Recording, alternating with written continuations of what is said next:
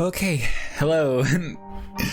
Welcome to Ruunin's Open number 2. We are starting spectating with Gandalf 138 and Superb Blizzard. Right now in the banning phase. Oh, it is early. Oh, it's not that early, I just got up late. I shouldn't say that. But yeah, obviously as usual, stream will have a 10-minute delay.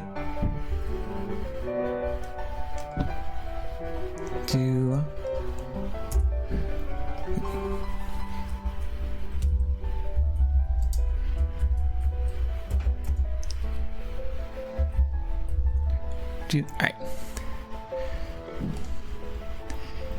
Looks like Gandalf ended up banning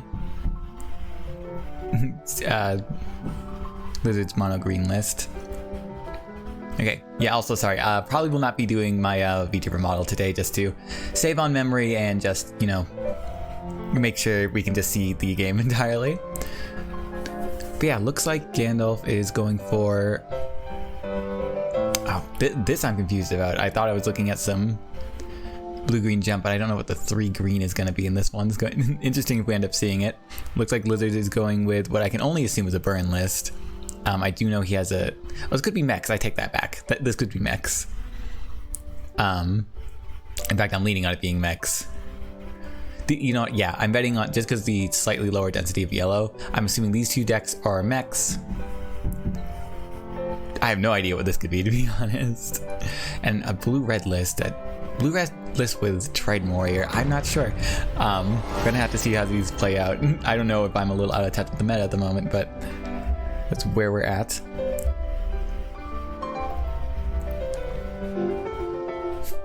God, streaming with delay messes with me.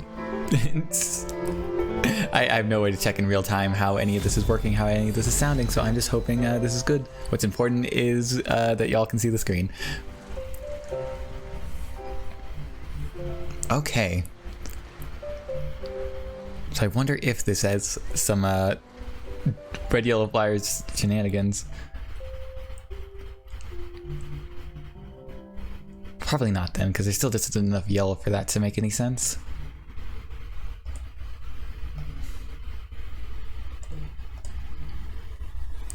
Alright, so this is definitely bargain, although I'm not used to seeing Trident Warrior in bargain. Parking jump? Okay, this is an interesting list. I'm not sure how well it's gonna hold up. Alright, both players waiting to find out where the other's going.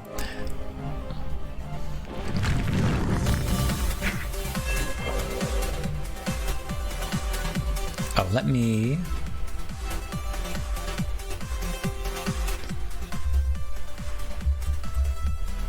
Alright, yeah, so that's not obscuring anything, but I would like the music still be credited. Okay.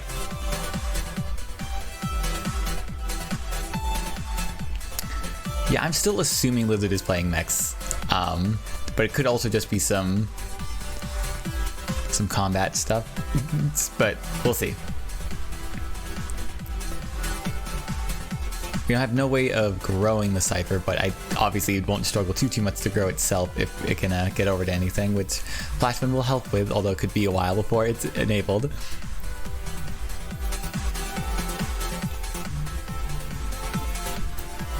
Gandalf having a good amount of removal in hand at the moment. I don't know if I should refer to them as Gandalf or Newt. They're Newt on Discord. I think I like a Newt more. But I don't know. Corrupt. Yeah, this is definitely some brewing we got going on Lizard's side here. I'm not sure. Perhaps they've played this list before. Imperial Skydrake.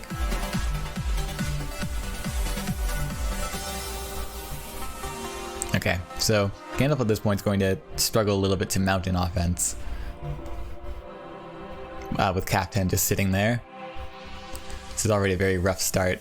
Superb Blizzard, I think, had very wisely invested their Faeria.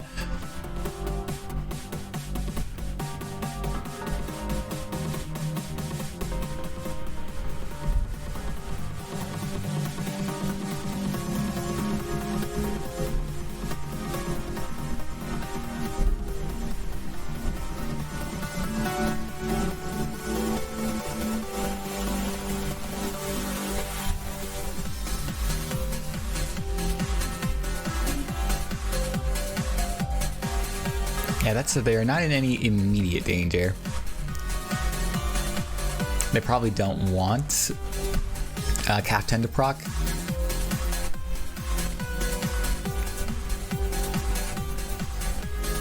I guess technically Lizard could have access to Celestial Tower next turn. We know he doesn't, but technically I suppose he could. Ooh, come on, Newt, you're running out of time.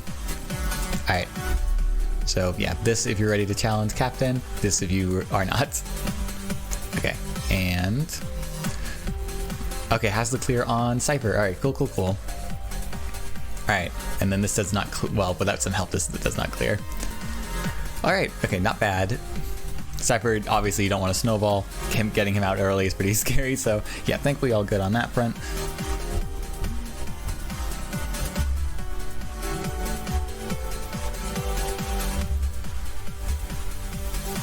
Okay. Oh, Lizard does have Ritualist. Oh no, it's Ritualist Ramp. Oh, I've seen this list before actually. Okay. So he did get his Corrupt. Newt did unfortunately just sort of hand it to him. And now Lizard can actually get up to 6 lands, 3 deserts if he wants to use Ritualist. I'm not sure he's going to this. Oh no, looks like he's going to refresh his Power Wheel. Let's see. Yeah, looks like it. All right, so this is the pretty dangerous start. Although I'm not sure if we're going to see. Oh, sorry. There's the Flash Wind going face now. Okay, this is spooky for Newt.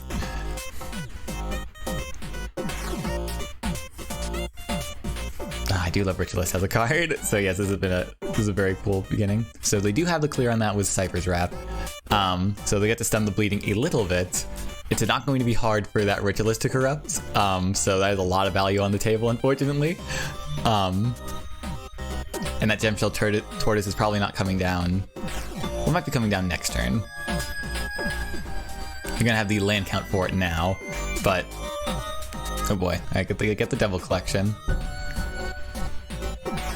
I don't believe the Warrior has moved yet, so they get to clear to prevent the corruption. Yeah, so they effectively spent only 2 for that, so that's not bad. Can go up to 7. Okay, yeah, so they will be able to afford Gemshell next turn. That won't be too big a deal. They just need to hope it gives them enough value. Both players like pretty empty-handed at this point, but we of course know about Chosen, and that can be pretty gnarly. Playing the Brigand down into Devil Collection, so not a total wasted investment in getting rid of the Ritualist, but unfortunately didn't quite do probably what they wanted it to. But they at least get to threaten it with Gemshell if they prefer. I don't know if it would have been better to have Gemshell fight Captain. Tide Lord is a pretty decent hit in this list. I don't know if he should have waited. Yeah, definitely I think he should have waited before exposing Trident Warrior to Captain. Because now that those Tide Lords are going to be a little more clunky. And also not get their buff.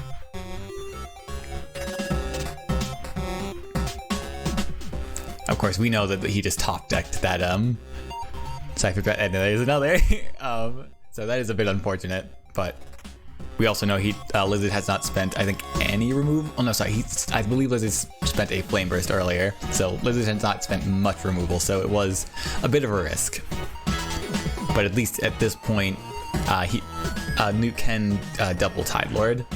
It'll be a 5/5 and a 6/6, so not ideal, but still pretty good. Optionally, he can set up another Trident Warrior to threaten Captain. We'll see if he ends up doing that. He unfortunately does not know about the second top deck Cypher's Wrap. I guess it won't be a top deck anymore, but we'll see. I don't think I could resist the temptation to double Tide Lord over here.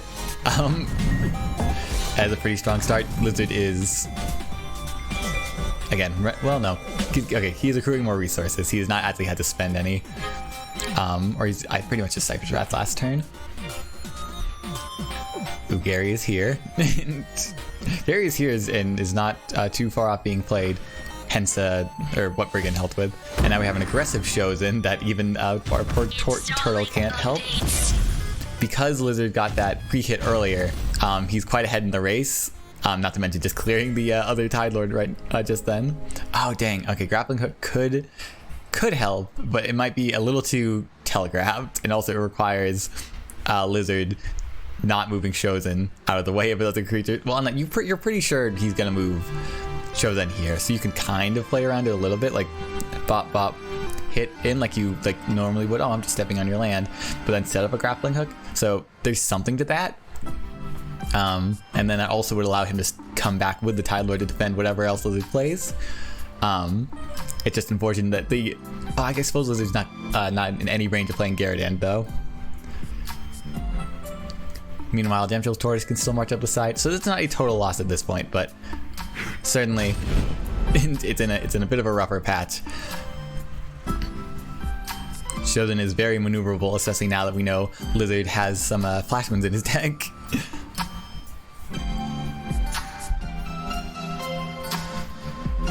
Okay, checking the my stream monitoring. We are finally caught up, or we're not caught up. You know, obviously 10-minute delay is still in effect. But okay, there we go. I actually didn't even see that he drew. Or no, sorry, that was the previous one in hand. Okay, so there we go. That's actually okay. Setting up lethal, and then we also have the setup for grappling hook if need be. So not bad at all. Lizard presently does not have the clear on anything but Tortoise. There we go. Okay, I did not expect Mute to pull that one out. So cool, good start. That was a cool list. I do love using Gem Shell and such. You know, bargainy tempo lists are very cool. So yeah, there we go. First game goes to Newt.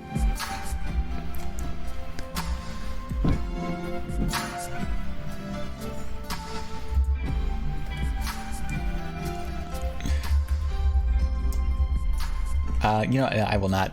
I'm not going to pester the players while they're doing this, but I do want to congratulate Newt. That was very good. All right, round 2. I believe this is a best of 5 because we only have 8 pokes playing today. So yeah, it's gonna be a little bit of a test of stamina, but not as much of a test of stamina as it normally would be, of course, if we had more players. But yeah, we had a few last-minute entries, so we are, you know, this tournament will still count for Faeria World circuit points, so that is also good. Okay, what do we got going on now? So it looks like this is Lizard's list that had the blue, which is a small splash of green. So I guess that is being taken up by Octopus and Majinata, which tells me, if I'm remembering correctly, if there only being 3, I think that means it's just Majinata, and I'd assume 2 Octopus. My only other assumption might be I have a Carassius of all things. Oh no, sorry. So no, this was not the blue, the spicy green list. This was the tricolor list with yellow, blue, and green. So this is probably just Carassius then. Plague Bearer too. All right. So yeah, lots of failed experiment synergy going on in hand right now, and the fact that they have the failed experiment is pretty spooky. Otherwise, we have some fairly standard blue jump shenanigans from Newt at the moment.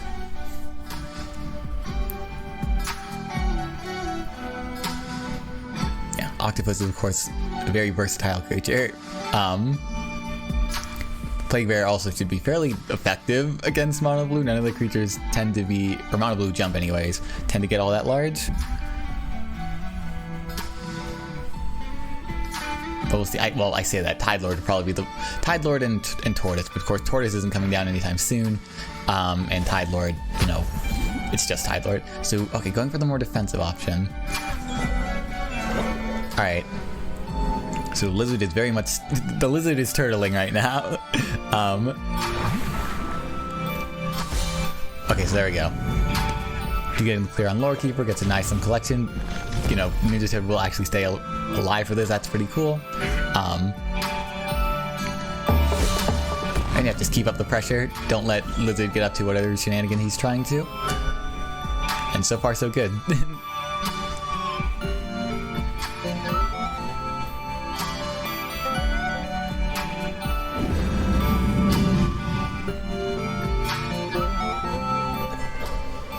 Does the Carassius come down? Carassius coming down would be a little unfortunate since it's a little far away from interacting with Newt's creatures, but you know, it'd still be a start. I don't know if Lizard is waiting until he can play and copy Carassius. I think that makes sense.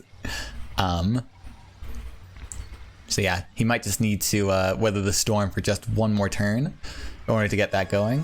He'll also have Maginata available after that, which could be very good. Failed Experiment Maginata, I mean. Okay, so Crassius is coming down.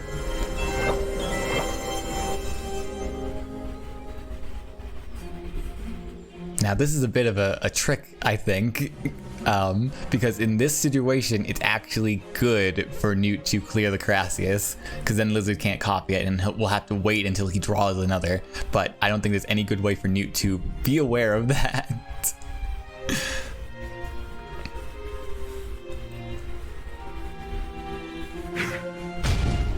Okay, just gonna go start getting his facets in, establish a lake there.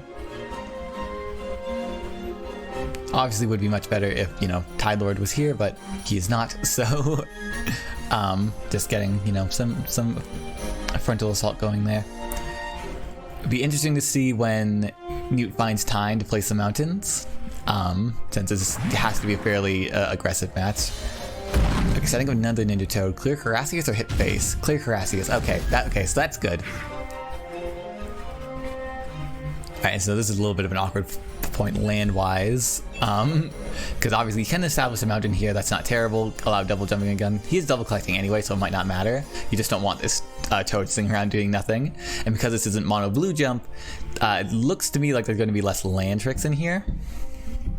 Obviously, Lizard does not want to build a land for Newt here unless they are capable of getting Maginata going. Maybe if they are, it would not stick around. So yeah, don't want to do that.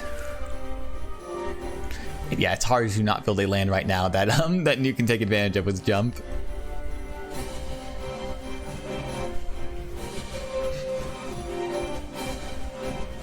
And right now the Plague Bear in pocket is not doing much, but if you can just draw a second one, Plague Bear, failed experiment into another Plague Bear, he does have an emergency board wipe if need be.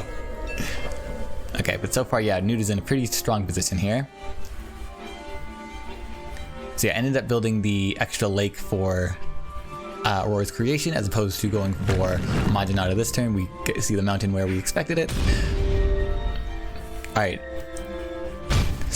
Lizard is officially at half health. Okay, Trident Trainer down. Remains to be seen what that will end up buffing. Alright. Clean turn. Wasn't much more to do.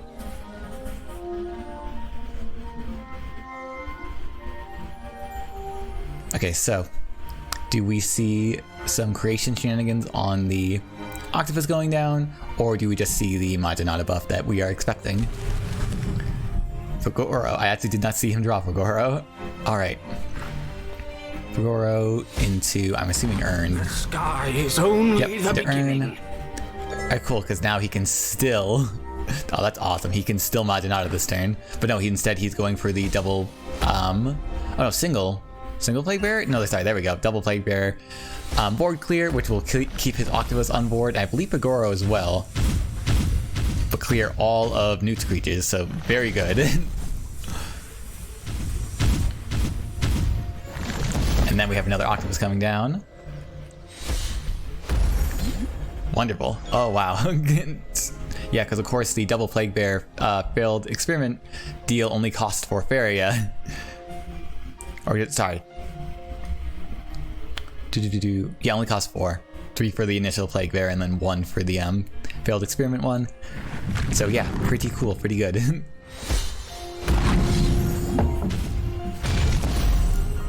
Alright, gets Fugoro out of here, which, good call, since obviously Aurora's creation is now available. That would have been a lot of value. But yeah, now I would say Newt is pretty behind. Obviously, he does have the land, all of his lands developed, and it's still in a very aggressive position. You know, Lizard is, you know, fairly low on health, but now he's mounting a pretty decent defense. And obviously has quite good stuff for mounting a further defense in hand, and he drew another failed experiment. So yeah, this is a bit gnarly. He cannot pull that board wipe trick again though. So that's also something to bear in mind. Though a defensive Laya seems pretty nasty here. It looks like it might be what he's going for. Yeah, so slowly setting up triple collection this way, but still not giving Gandalf immediate access to potentially clearing the Octopus with a Cypher's Wrath or something. So guaranteeing that collection there at least, or doing his best to. Bloodsong. Yeah, this is a funky bargain list. I do like it though. I do appreciate it.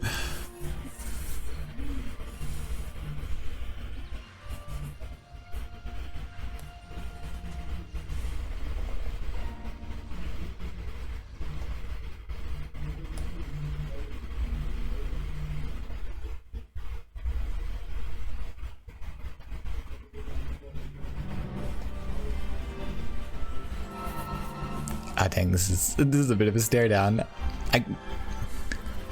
So yeah, it does have the grappling hook line on Octopus, but that's kind of mostly what he is going for him. Could obviously could do this. Could grappling hook could stay where he is. Could grappling hook go on the forest and then have the option to clear live and not be essentially forced to. If he goes here, he's essentially forced to, which is good. Is not a horrible 2-for-1. It does make collection and even defending a little bit more awkward for Lizard, although that will start healing him with the shimmering statue this drops. So probably what they're trying to avoid. Okay, so he is setting up a grappling hook line. I don't know that Lizard knows about grappling hook because technically I don't believe that Gandalf played it last turn or last match.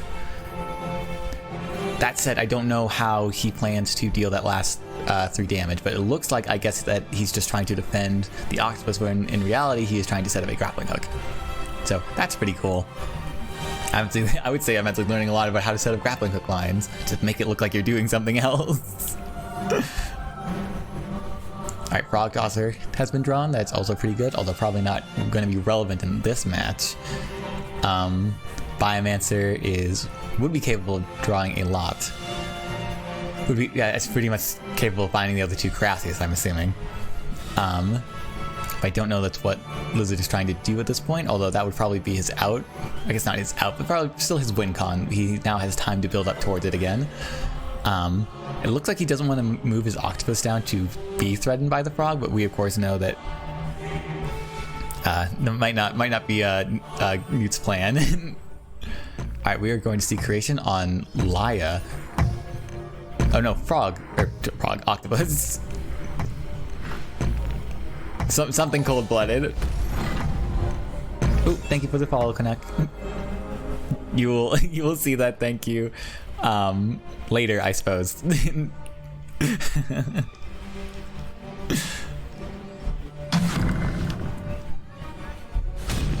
Okay.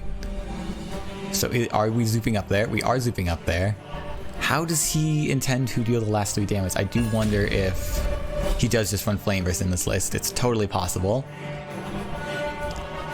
My only issue now with what he's done is he could have kept the Frog back.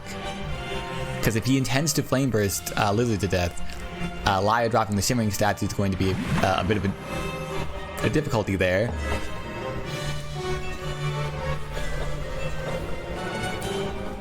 And we certainly know, like, Lizard is willing to do that clear. And now he even gets to control where the statue goes. So yeah, oh my god, yes, this is so much more defensive now. So Gandalf pretty much has to top deck a Flame Burst next turn for like a clear kill. Otherwise, this I think Lizard is just going to have enough time to set up some Crassius shenanigans.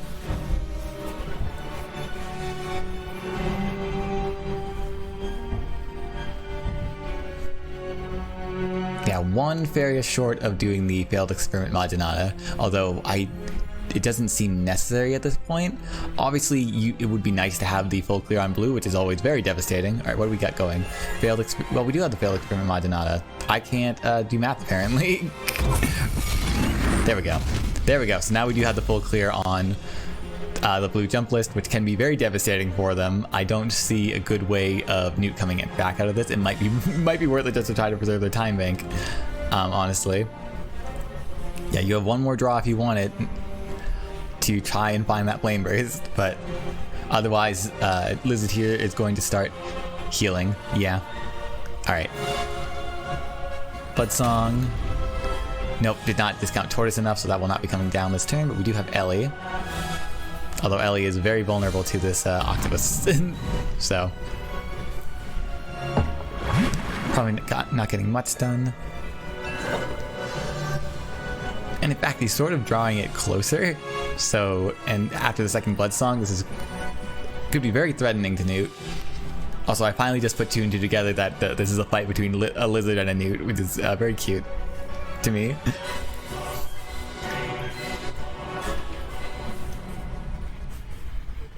Maybe they're just stalling at this point to see more of Lizard's list so they can counter it better. They obviously know it's a Carassius list. They did just see Maginata, which is big, but I guess maybe not super unexpected in Carassius.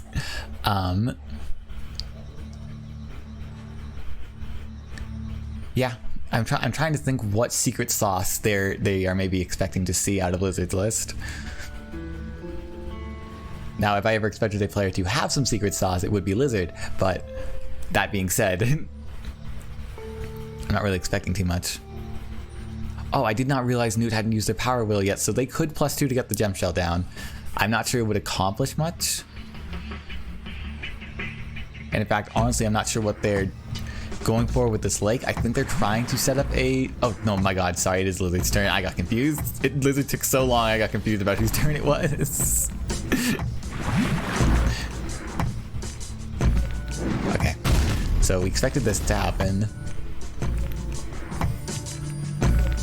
Lizard is pretty confidently double collecting. Cypher's Wrath is not gonna do it. That would have been a cool thing to draw off of Gem Shell, get double Cypher's Wrath discounted. Tide Lord again is also a lovely hit, but I just don't know if it's gonna be enough at this point.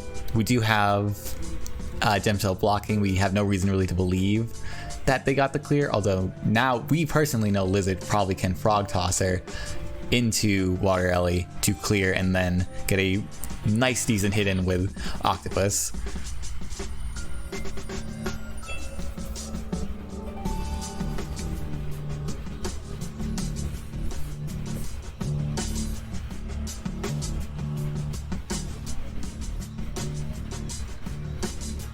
Oh boy. Yeah, and of course any Tide Lord he plays will be very vulnerable, but this Shivering Statue has sort of set a reverse timer in the sense that Lizard is going to get too big to kill in just a matter of turns. One more turn even.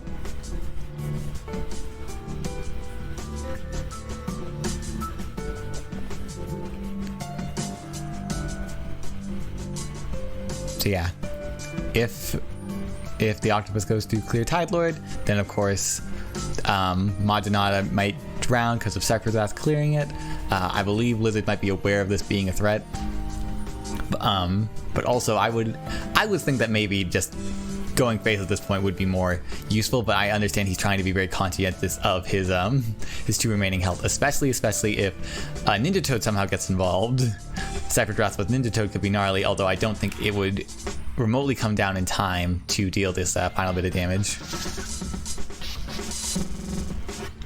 Yeah, either way, if he goes to clear either of these, the Octopus ends up with 1 health above Ocean, so it's a little risky either way. I don't know, maybe the Frog Tosser line is a little too greedy at this point, especially since the Frog, and unless it lands here, is going to be pretty much a free clear on the Tide Lord. Not that I think it's what they're going for. It looks like he might be going for the Frog Tosser line then. Boop. Alright, clear with Water Ellie. Get your free face it in. Job to good. There you go. Alright. I figured as much. That felt like a good line. But yeah.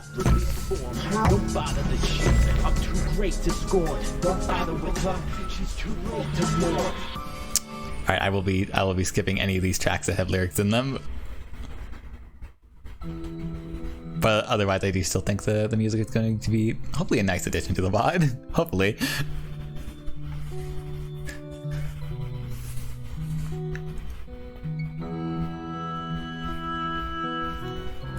Yeah, I honestly... Okay, yeah, there we go. Gandalf, you want to preserve your time bank a bit.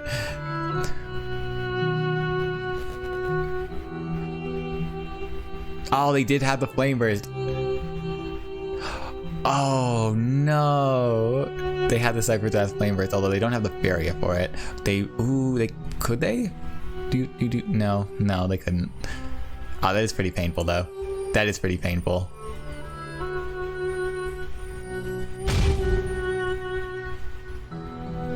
Yeah, I think they're realizing now that even if they had wanted to, they just wouldn't have the Faeria for it.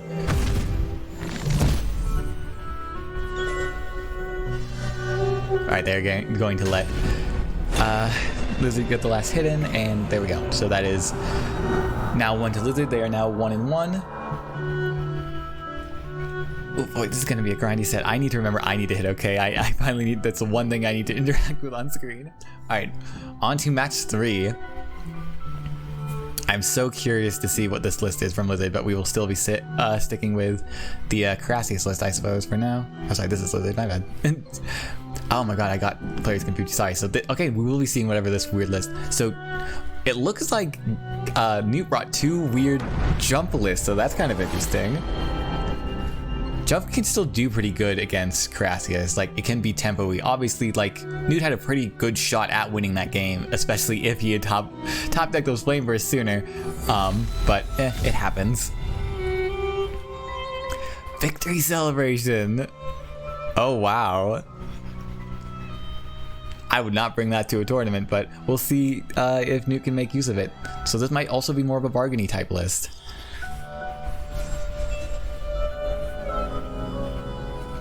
Well, can you imagine? Look, I think it would be very silly if you tried to make it as some weird distraction in the deck selection screen. You might as well just run Octopus at that point, because you can at least give that jump. So, yeah, no. Well, I'm assuming he's playing it straight, but I have no idea. But yeah, this only being match 3, they're fairly deep into their time banks. That last game probably did not need to go on as long as it did. You know, like Newt was very close for like a lot of it. There was definitely a lot of potential outs he had. So I understand like playing it out, but nothing's more sour than losing your placement due to timing out. But yeah, I think Lizard. Well, Lizard started with a much more aggressive hand, which is very cool. But also, you know, I think Lizard sees this and thinks like, okay, it's another jump list or mono blue list. I know exactly what I have to do to defend.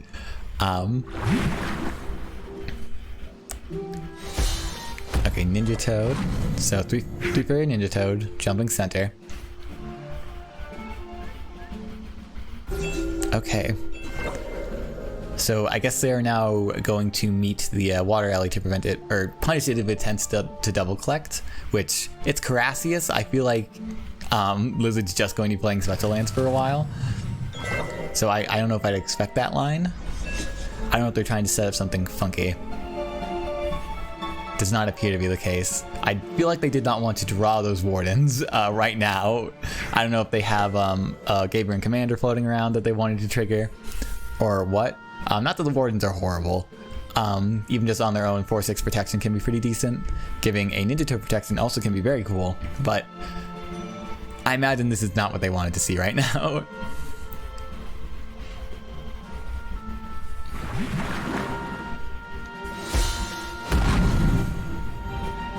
So yeah, they're in no real rush to... Okay, so they do still have the clear. In fact, they have the protection clear, so that's pretty cool. That is pretty aggressive. It is a shame they don't get to set up an aggressive land real quick. So Lizard will have an opportunity to clear, but I think pretty much they only can do it if they get a Frog Tosser at this point. So pretty reliable that Newt will be able to play a special land over here. I don't see Lizard, of all people, trying to double neutral to punish this, because it's jump. They can still place it anywhere over here. Still get plenty of value out of it.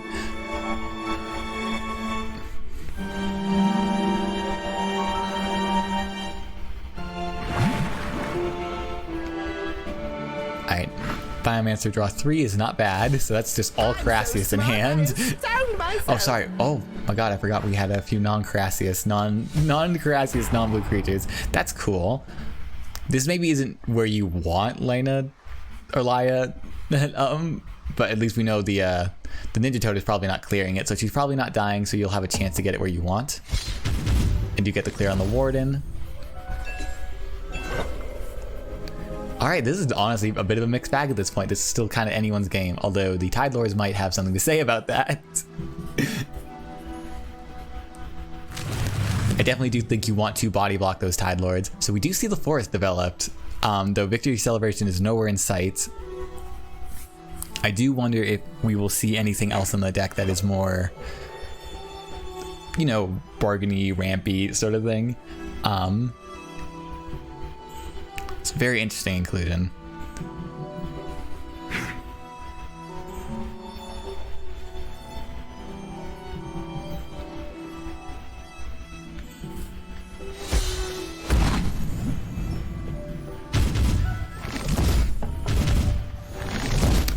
Okay, so instead of body blocking, he's just placing it slightly further back, getting, or attempting to get Lizard out of double collect, or out of triple collection, I suppose, because yeah, double collection, I suppose, was obviously going to be set up.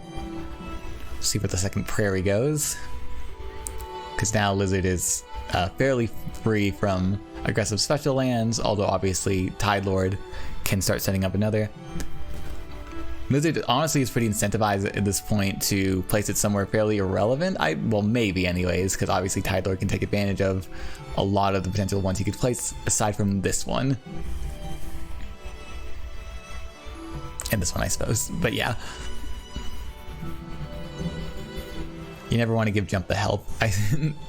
Alright, so limiting. There we go. Yeah, limiting. Newt's option at this point. We have the one Playcrafter in hand. We do have a failed experiment, so we do have that board wipe in pocket. Soon, I'd imagine. Although no Biomancer either, so maybe we won't be seeing it this game. We'll see. But yeah, it is a great way to neuter, to neuter Newt. Okay, yeah. Probably will not be seeing Lizard develop any lands here. Because now Lena, I keep calling her Lena. Lia will probably move here to prevent any immediate assault on face. Ooh, he did get the other Biomancer. We'll only draw 2 this time instead of 3. Obviously, still great value. I do wonder, because technically he could just. Oh no, sorry, he does have another leg, so that's fine. That's where that's going. Be interesting to see what he gets out of this. I'm so smart. If it's Carassius versus Plague Bear makes a huge deal here, but it will be Carassius. And so he gets to fail and then immediately play a Carassius for that summons 2 Carassius, which can challenge the Tide Lords quite well. And yeah, now we're in a scary position. Newt has not even gotten a hit on face yet. And I think it's reasonable for Newt to predict maybe 1 more Carassius in hand. He did just play 2. Lizard also has a likely creation Carassius next turn, so yeah, Newt is very far behind at this point.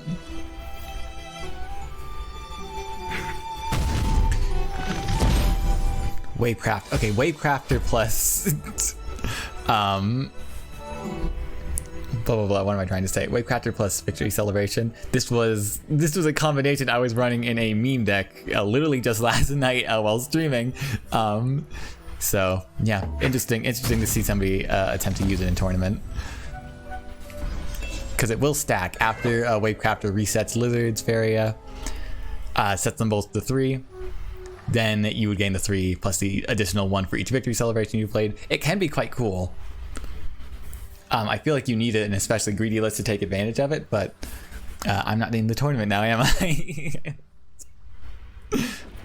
Okay. Lizard feeling a lot more confident sending up those double neutrals. Putting Tower in just the most obnoxious place imaginable. Or statue, I should say. Okay, we have another Carassius coming down. And there we go, we got the creation.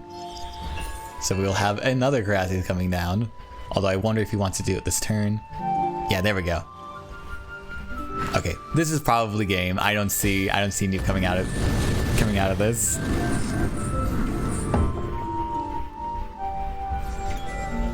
Oh my god, Lizard was the additional creations in hand. Newt does play the Victory Celebration anyways. Trend Adventurer too. What an interesting list. Yeah, there we go. So yeah, I don't know if it was smart to try and play another blue jump list against the list that just beat your blue jump. Ooh, geez, there we go. There we go. All right, 2 to Lizard, 1 to Newt. We will see what I can only assume is more of a burn list, but it remains to be seen.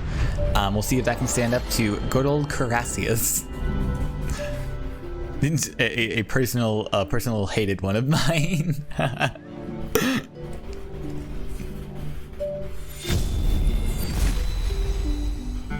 Okay, never mind. It is Mex. I'm pretty sure I said it was Mex earlier, and now I've contradicted myself. But yeah, I do wonder what the neutral cards in Mex would be. Would not surprise me if it is just like Destructive Volley. But I don't believe Lizard brought Flyers, or else it just got banned right away.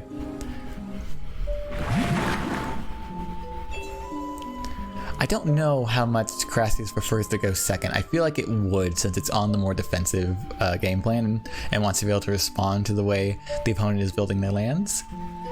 But yeah, not sure. But yeah, Newt has drawn a fairly expensive hand, save for Junkbeat, I suppose. Obviously, mechs always do take a while to get going. Yeah, Brigand would have been nice to have earlier, huh? But yeah, should be fairly safe to play.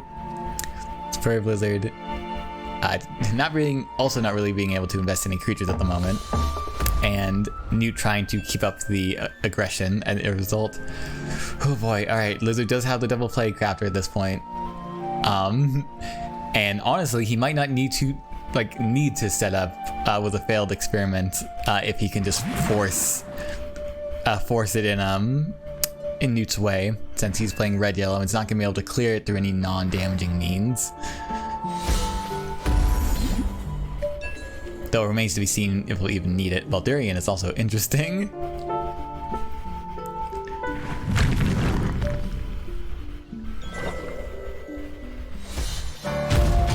Okay, nice aggressive ground shaker. Although technically, the Octopus could still trade for it. Not what we should expect to see. I don't think it's what Lizard would plan around, given even just Decipher's Wrath. But yeah, of course, we see Detonate and Bombslinger and all that good stuff. So probably looking for a Carassius at this point. Did find a Carassius. I don't know if it's coming down. It looks like Laia is coming down. So yeah, just immediately building up a very hard defense. Playing into Detonate a little bit, although I don't know if he's especially worried about it. Does Detonate all decent enemies? So yes, Detonate does hit structures. So if Newt does Bomb Slinger the Laia right now, Detonate would be able to clear it. That's pretty cool. Doesn't feel like my favorite use of a Bomb Slinger, but it's fairly good now, I think.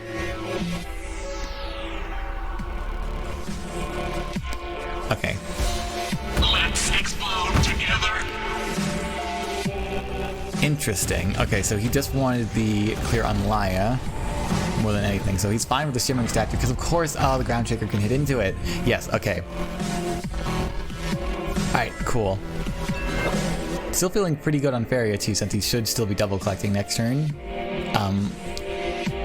Yeah, not bad. So now, of course, Carassius can collect it into Bombslinger. I wonder if Lizard would prefer to send the Carassius into the Ground Shaker just to chip it down a little bit for some Plague Bearer shenanigans. But still, I feel like enough value just to collect and hit with it. The issue is, of course, just being he doesn't have any creations to get another copy of it. He doesn't have any other Carassius in hand to take advantage of it dying. So it's not the most value that he probably won out of this right now.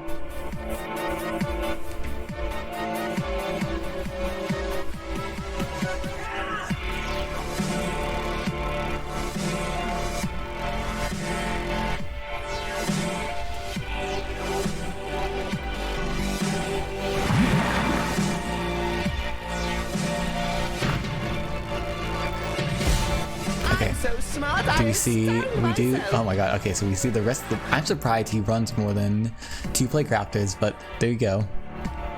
So yeah, so now it's not too hard for him to get value out of this Crassius dying, although it won't be this turn. Oh, he does take the hit for the ground shaker. Okay. Look at me knowing things. So yes, that does set that up pretty well for some some gnarly Playcrafter stuff next turn. I feel like I just want to warn Newt to not play Junk Feet. Although it looks like Baldurian might actually be coming down, which that's pretty cool. Just to set up a corruption here. Can actually survive a double Playcrafter, especially with protection. Stepping on lands to help ensure that corruption. Oh goodness, just don't play Junk Feet, just don't play Junk Feet.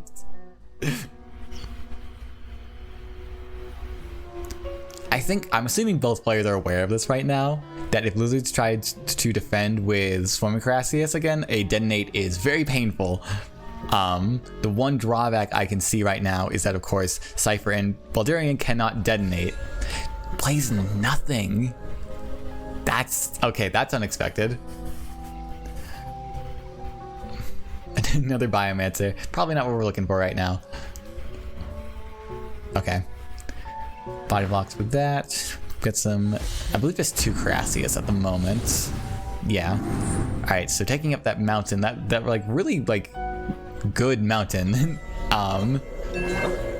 Aggressive Axe Grinder is never an issue, although obviously again, we know Playcrafter will make short work of it. Cannon Carry is very nice. So yeah, could set up a very devastating detonate now. Not one hitting face at all, unfortunately, but yeah, obviously that's a little win more at that point. So yeah, if he detonates, he does have the clear on the... Oh no, sorry, he does not. So, sorry, Cannon Carrier plus Detonate now will take care of the Biomancer. So he can start getting some face hits in. Looks like that might be what he's planning to do right now. Will not clear the other Biomancer, unfortunately, but will still, knock it down a peg. Alright, here goes the Detonate. Maybe. There we go, Detonate. Lovely. And now you have all your scary mechas surrounding face.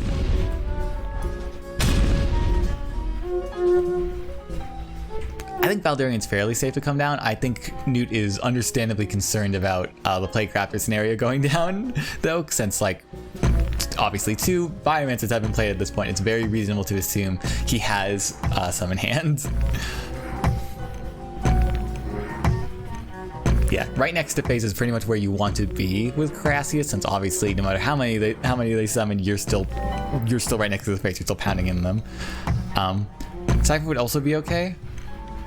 Although because Lizard is not going to have enough Faeria next turn to triple Playcrafter. Oh, which that is horrifying. Aurora? Okay, I didn't know you ran that in Crassius.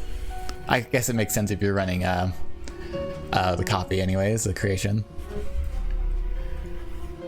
So yeah. Cypher is actually also pretty good at just eating Crassius over and over again, so that's also kind of cool. I don't think I've ever actually seen Cypher snowball against Crassius. Yeah, this might be for Newt. We do know at least that this Playcrafter thing is happening this turn in all likelihood. Lizard just needs to do it. But afterwards, no, I'm not sure.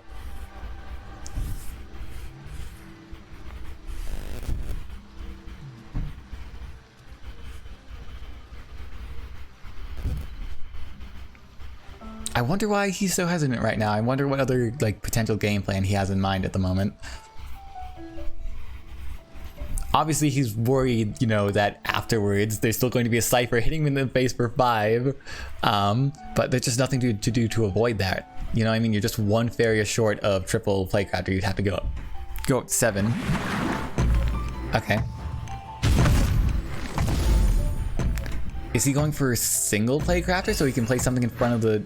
Oh my god, he is! He's doing single Playcrafter so he can play something in front of Cypher. That's pretty cool.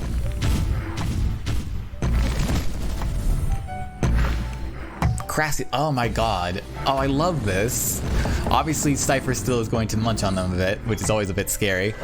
Oh, plus Ground Shaker. Does that do anything? Not really. But yeah, this does stall a little bit better than letting Cypher hit you in the face, so I do like that line a lot.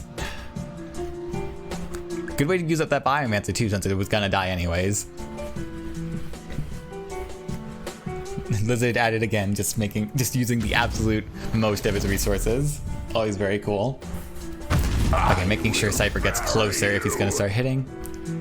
Oh, I did not math that out right. No, so Cypher did not get enough health off of that. Went to 1, gained 2. So no, Crassius will instead be the one eating Cypher. So yeah, Baldurian is of course a good follow-up though. So because yeah, we know it's very high potential for now another Playcrafter. He still has like the double Playcrafter option available to him.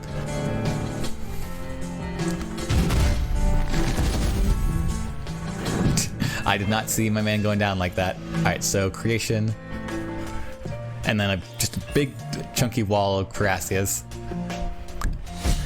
So, gonna do his damnedest to prevent... oh wow. God, I always forget how quickly those numbers go up. To prevent Newt from corrupting. Not impossible, it's not hard to imagine Newt having a way to clear just even one of them. To corrupt, and then of course Hammer is good. Hammer's pretty valuable in this situation.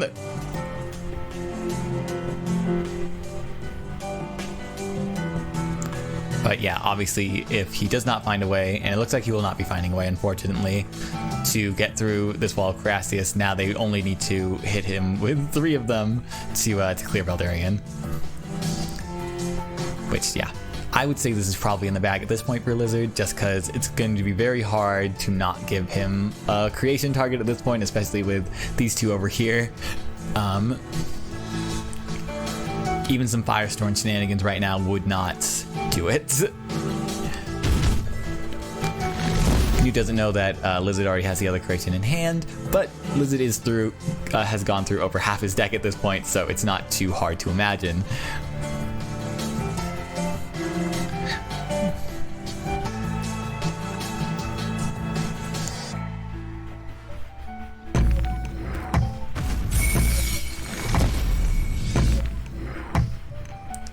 Okay, defensive Laya could. Defensive Laya would not protect.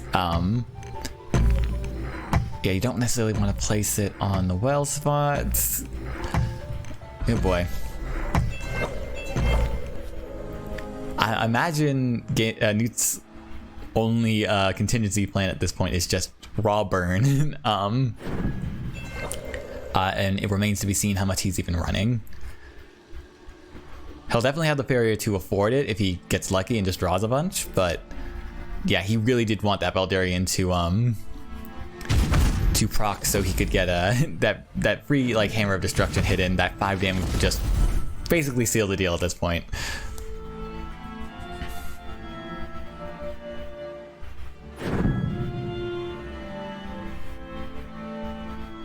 I don't think there's any reason for Lizard to wait to play creation. Yeah, there we go.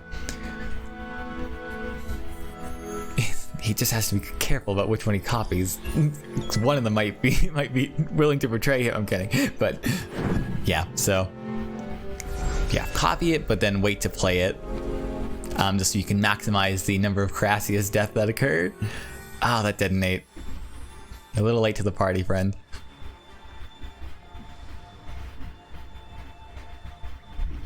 Maybe what he's looking for now is some cannon carrier shenanigans.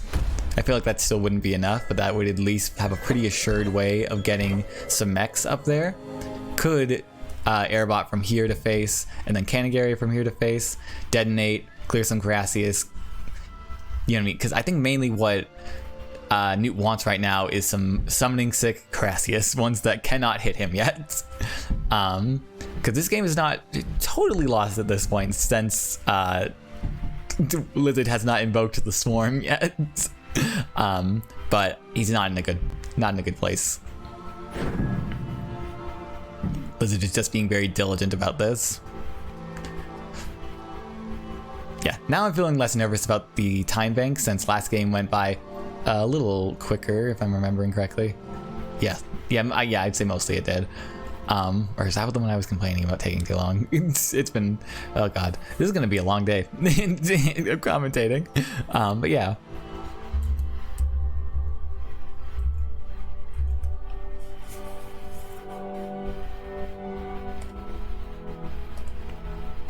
Alright, Octopus coming down.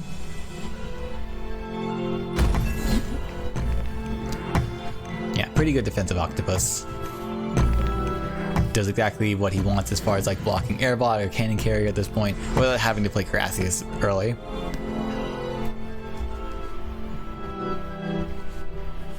I was fairly certain Bomb Slinger could not hit players, but now just know it for sure.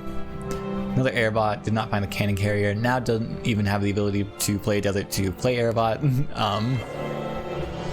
Because technically he still has a viable Airbot line from this space. But yeah, it doesn't look like it's happening. It's very likely to have a trade over here. Because I believe that's all Lizard is waiting for as far as playing the, I think final Carassius, is just some more death to generate more Carassius, which makes sense. Just absolutely total assurance of victory at that point. You know, if Newt's not gonna scoop, then you know might as well make sure. Now, what does Elia here do? I feel like it just makes it harder for Newt, to be honest.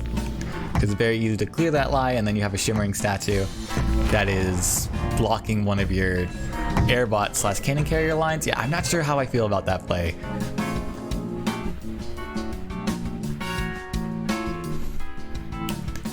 Maybe there's some sort of fancy bait here I'm not understanding.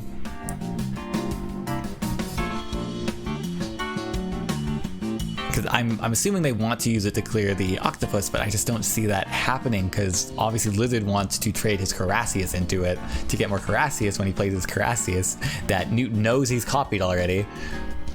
So yeah, I don't understand.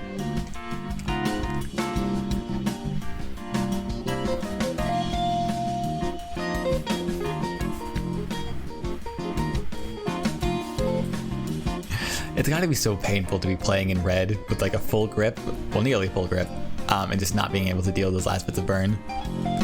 And every turn that goes by it becomes less and less likely you'll have the opportunity to.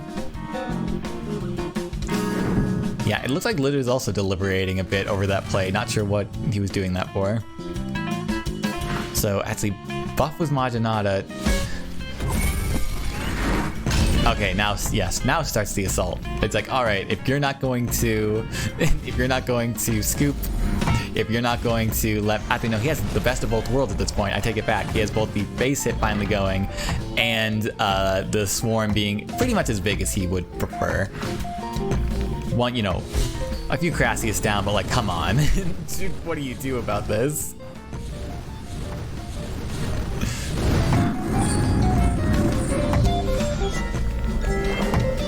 Yulani.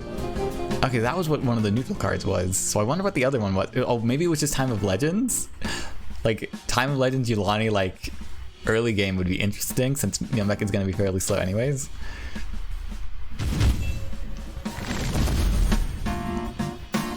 Yeah.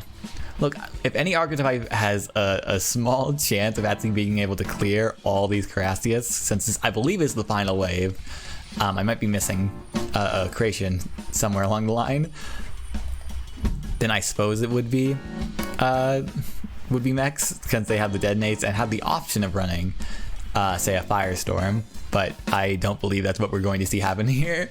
Yulani is interesting, of course.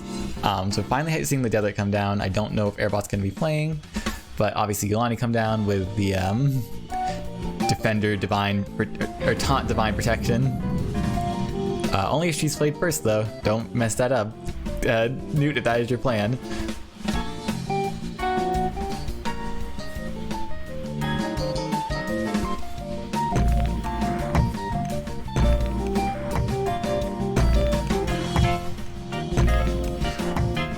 I don't know how anybody faces down the swarm and goes like, give me a minute, I have a plan. Because this is a fairly nasty detonate, for sure. I actually didn't realize he had 2 airbots, so there you go. That's going to clear a lot of them. But probably not enough to matter.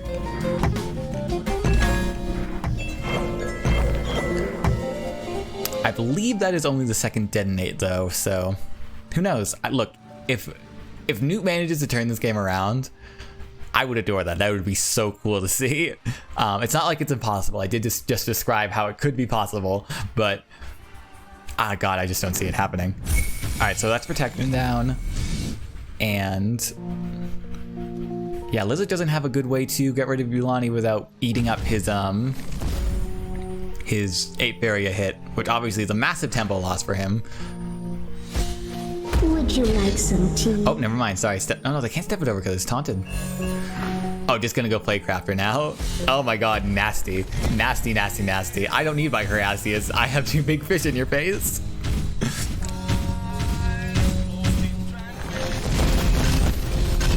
Oh God, just gnarly. Oh, he didn't even need to clear. Oh no, sorry, he did need to clear the Yulani. Oh my God. Very cool. All right. Do they have? I believe they have one more game. Because isn't it best of 5? Nope, never mind. All right, Lizard. Unless of course Newt just left. All right, let me head back to the Discord to see what's up. Yeah, probably will be going BRB in a second.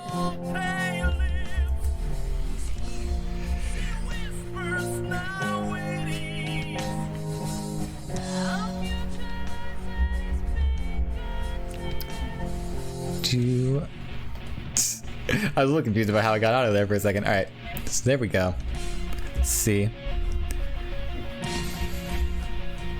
Do you have any other matches going on right now?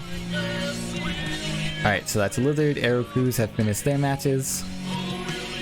So we are just waiting for Sesh and Stinky to finish up, and for Exio and Zote to finish up to see who will be fighting Superb Blizzard and Arrow Crews respectively. Oh, I would love to see some Sesh versus Superb Blizzard. That would be cool.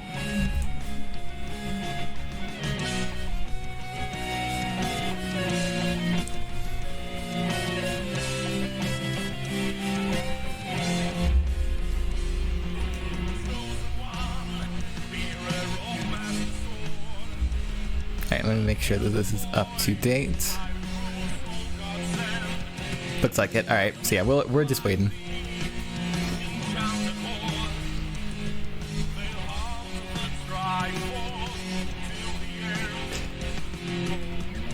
Man, the ones with lyrics are so bad.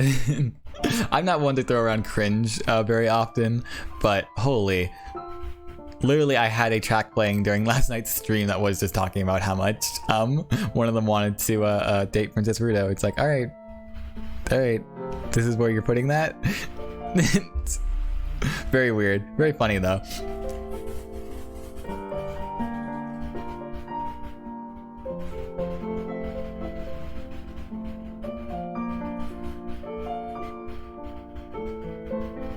Yeah, no, pretty cool matches, honestly.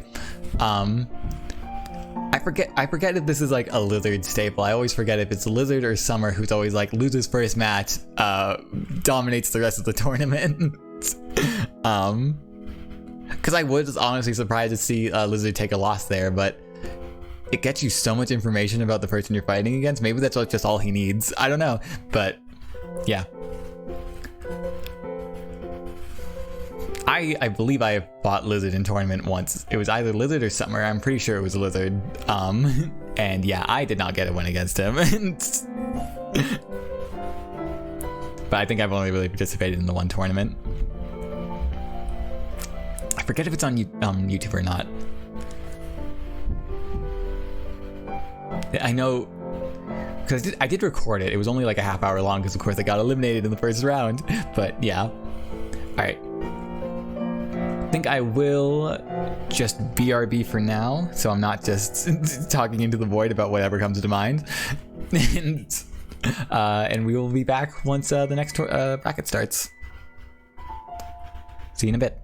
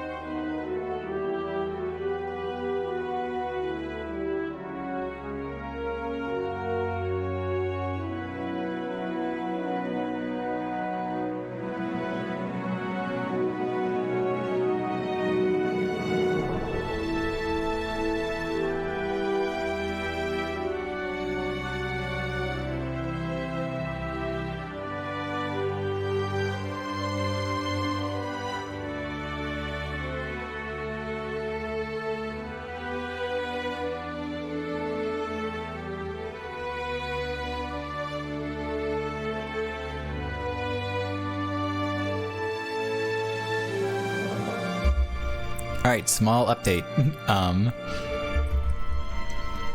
Looks like bracket number 4 between Sesh and Stinky has concluded. Stinky actually winning out over Sesh in a 2-3 match. So it will be Lizard versus Stinky Bad Boy in bracket number 2 of, or I suppose bracket number 6. You know what I mean? Second bracket in round 2. So we are just waiting for Exio and Zote to conclude their matches.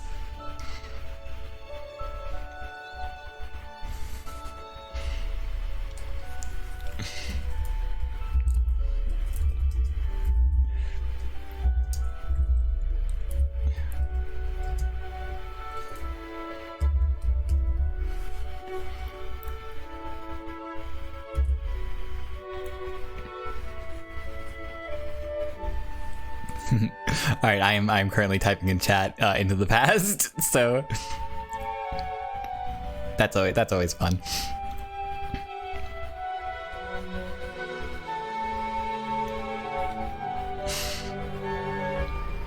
All right, let's see. We are almost.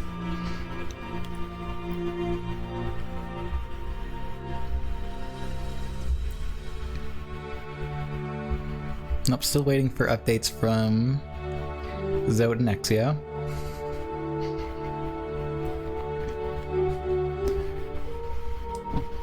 Yeah, okay, yeah, Lizard and Co are waiting to start.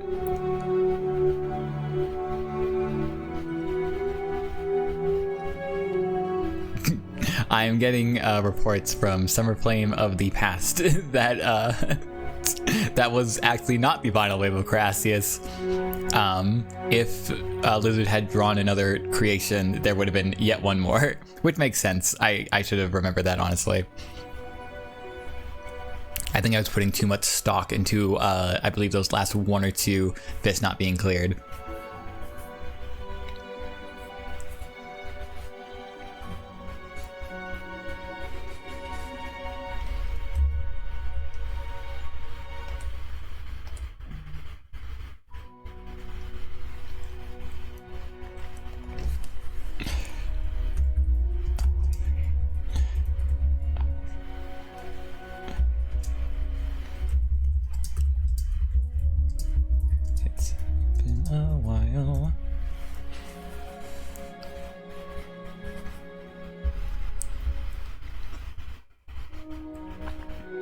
Ooh, there we go. All right.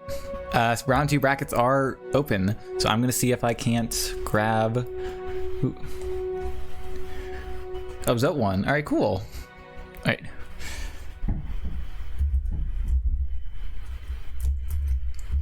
Let's add to Zote.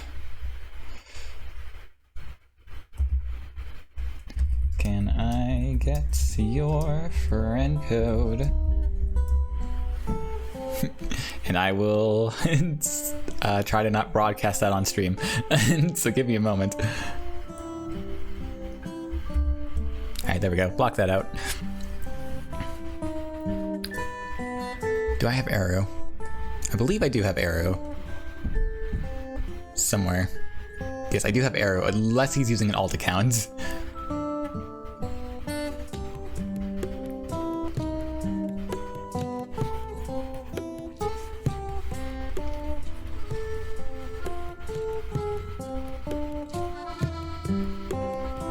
I do not see Zote on my list.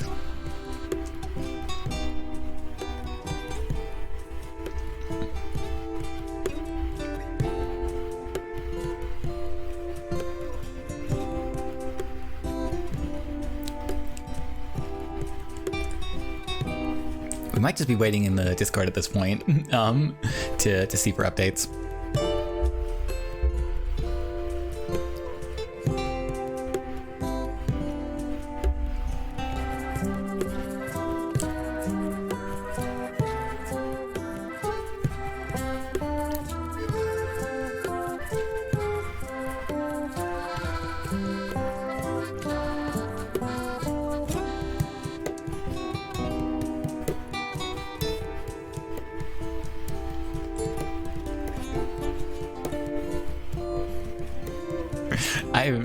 You know what, I will be back in just 2 seconds. I have like 1 bite of breakfast left.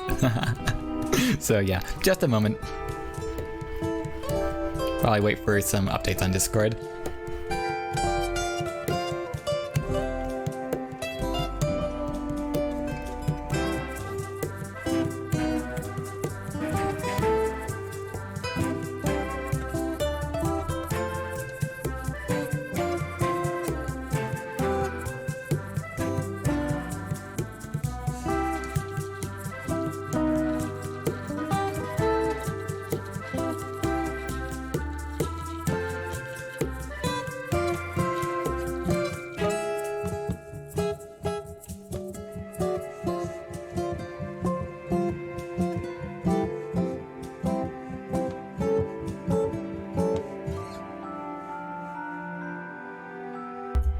Okay, I am back on mic. Still waiting for... Ooh, wait. Lizard is in a lobby. Aero Cruise is back online now. Inviting you to a game. No, I kind of want to see how Stinky performs, honestly.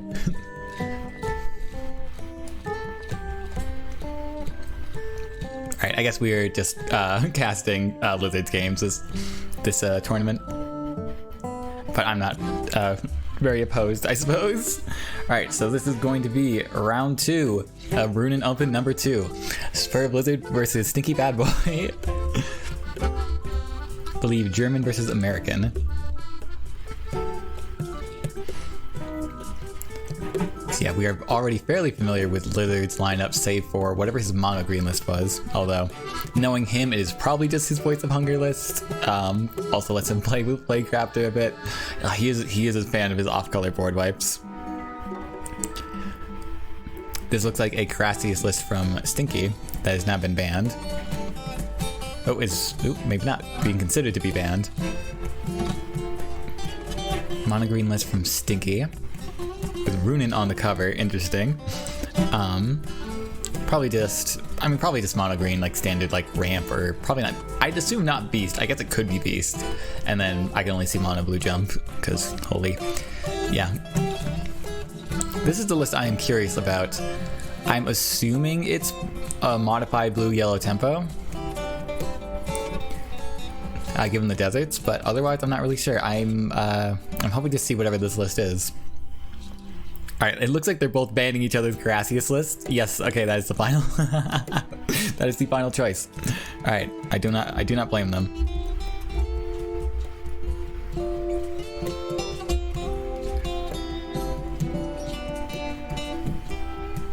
Alright, and now they are selecting the decks they would like to use. It looks like Blizzard might have to be going with this mono green list, which would be very cool to see.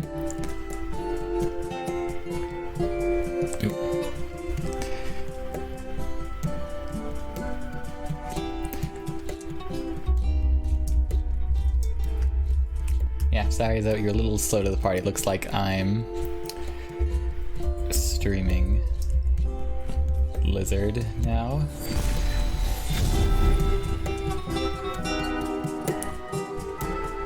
Yeah, I will still add Zote in future though, for future tournaments. Yeah, sorry.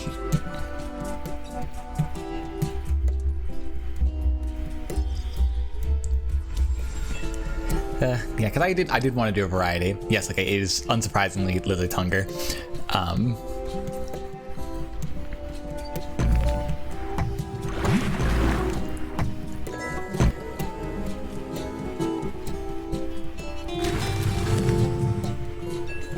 Yeah, I don't know if anybody would, because we are still like in the first like few turns of these. I don't know if anybody would mind me transitioning. I just have no way. Oh, I guess I can ask chat. I can ask chat of the past if they mind me transitioning. Do you guys want to see more Lizard? Or some Eru / Zote?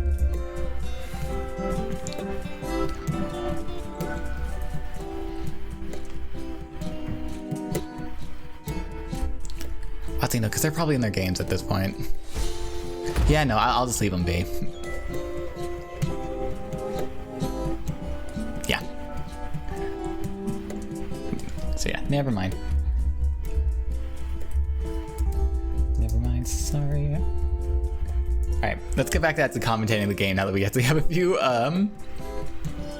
rounds through. So we got Tyranax and Triton Sanctuary. Alright, oh, so it's Illusion. Okay, I see. Plus Orose. Interesting. And yeah, Lizard's... I think most people are aware of Lizard's hunger list at this point, since it is taking... Well, as usual, Hunger takes advantage, I think I mentioned earlier, of the Playcrafter again, just as a cool board wipe. Otherwise, yeah, I'm glad he has everything in hand to sort of display. And of course, Grove Caller to then teleport a big fat Voice of Hunger where the sun don't shine. Alright, I was about to say, I don't think he voices this early. I think he's trying to do his best to set it up so the Oakling hits the Deepwood Stalker, which would be, that would be cool. That would be a very nice line if you can manage to force it.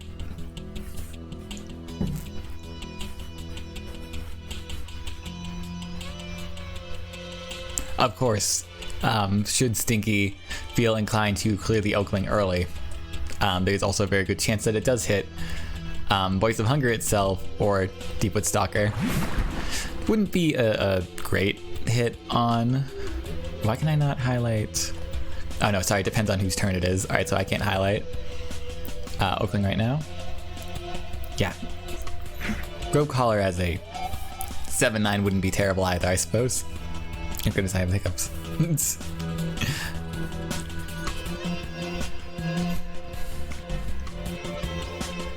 Tier next is interesting because I don't know how that contributes to a to an illusion without like failed experiment, and I can't imagine that's something you want to do a lot of the time. Obviously Sturdy Cell is going to be able to contribute fairly easily. Also, a Tier next being upgraded by, or well, quote unquote upgraded by Arose also can be quite risky because you can hit things like Shara and Battle Rager that you really don't want to be shipping that up into. Obviously, you can get, if you can get a hit off first and then you bump it up, you know, it's a bit more value. Okay. Alright, so now he's basically guaranteed to hit a Stalker. That's pretty cool. Alright, cool. Oh man, getting some good Oakling value. An Oakling that actually gets to fight is a pretty happy one. I'm gonna take a drink real quick, sorry.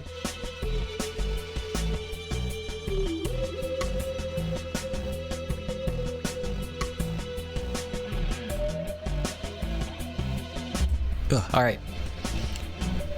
Yeah, so far, pretty down to earth match. Nothing too crazy has happened. Rose is definitely going to add some spice. I'm curious to see what will happen there. I guess Gabriel Enchantment on Tyrannax is maybe part of the plan. Obviously, we have it for Sturdy Shell, seems to be what's actually going to be done now. So that's going to contribute 5 health to the illusion. Rogaro could be nice. Not going to be able to play it this turn, just not at the correct land count yet. Oh, sorry, they haven't played their land yet. Alright. They also have the Trident Sanctuary to pop if they really do want to get a Fagoro going.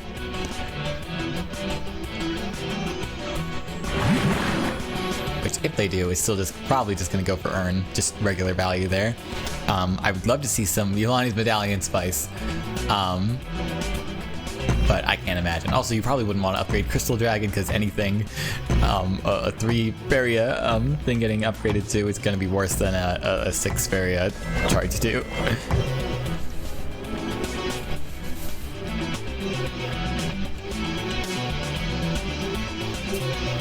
I wonder if Sneaky knows this is Hunger. I can only imagine. The second you see an Oakling in a mono green list, that's my assumption. But of course I also know Lizard.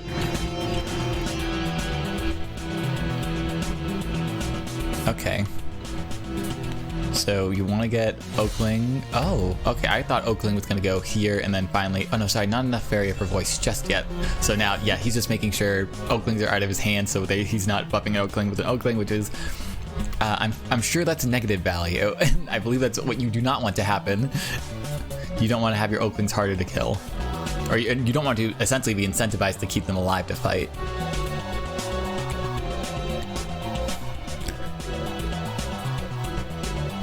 I think that's probably part of the ballot, the issue with Verduin Emissary, is the fact that it's a 5 Faeria 4/5 that you want to participate in combat a little bit, but you do also want it to die. So it's a weird thing there. But that's neither here nor there. That is obviously not considered a very popular card. Certainly not for this Hunger list, because you usually want to actually have quite a small hand to focus your buffs from Oakling and such. The sky is only unsurprising Urn. Ooh, Frogify would be very nice against a turbocharged voice. So, holding on to that one, I can only imagine.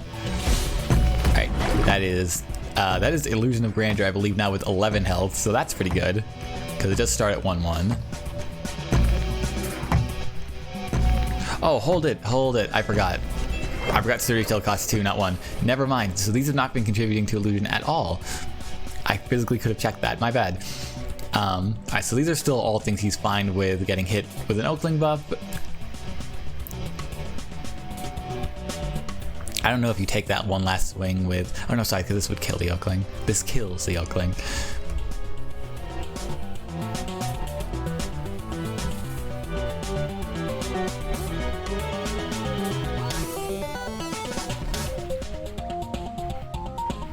Yeah, just because you have the second one in hand, I don't feel that bad about double munching on those Oaklings.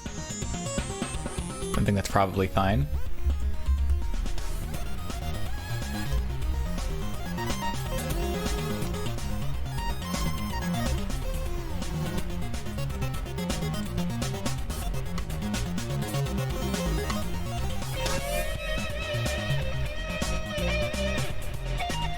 Alright, I'm getting some... I got a message from Sesh. I will hopefully answer that later, but yeah, very sweet of him. I am glad that he...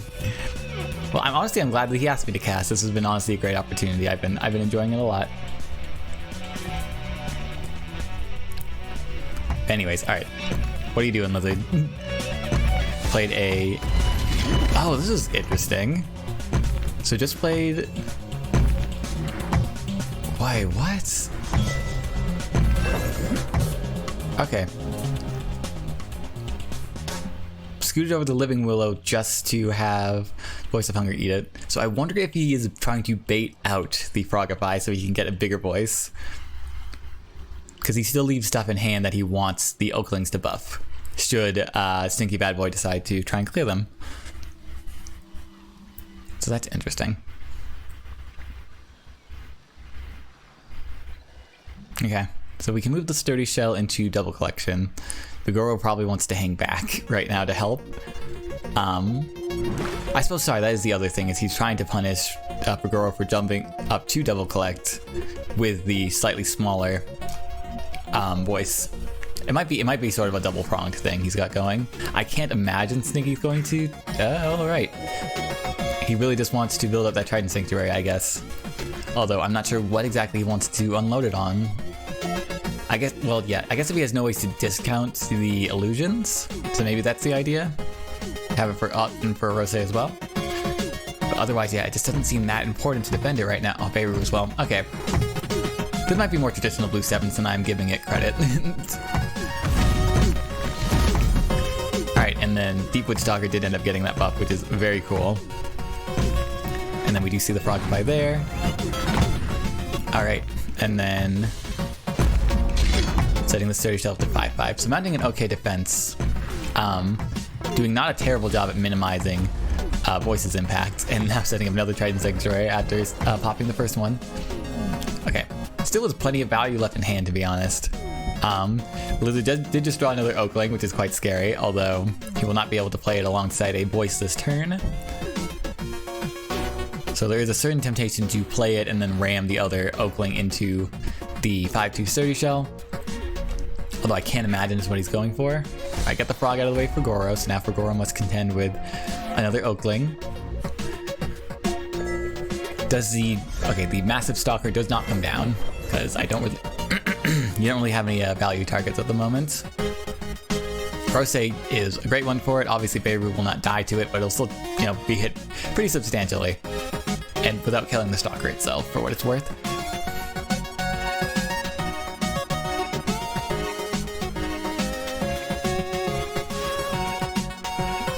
Enchantress can just move to step on the forest. That's genuinely not a terrible play.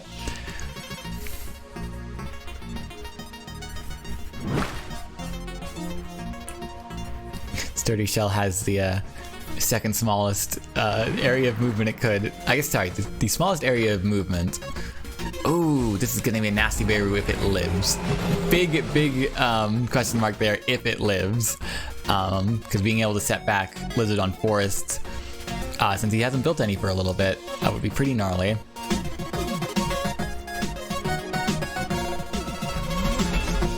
That said, I'm not anticipating Beirut living this turn. It is not hard to send the Oakling and the Frog into Beirut and then let the Deepwood Stalker clean up. I just don't know if he wants that buff on Feral Kadama. We have seen the Frogify already. Obviously, I think he's definitely running at least one more. He does also have the option to let this Oakling trade into the Sturdy Shell, or not trade into, just die to the Sturdy Shell. I wonder if he's trying to set that up as well. I'm not sure if it's more value or not just to let the Voice of Hunger eat it, but obviously it's better to share the love than to just have one super massive creature. But yeah, I do love Lizard's Voice of Hunger list.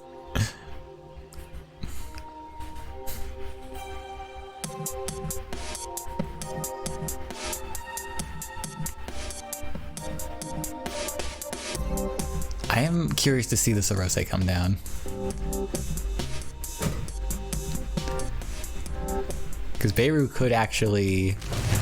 Well, no, Beirut probably is only going to turn into one of the dragons, so dragons without their enter effect. Okay, we got some munching going on. Looks like Feral Kodama got the buff. But yeah, I think you probably prefer that over it hitting Stalker again. Oh my god, and leaves the Beirut alone because he did develop another forest.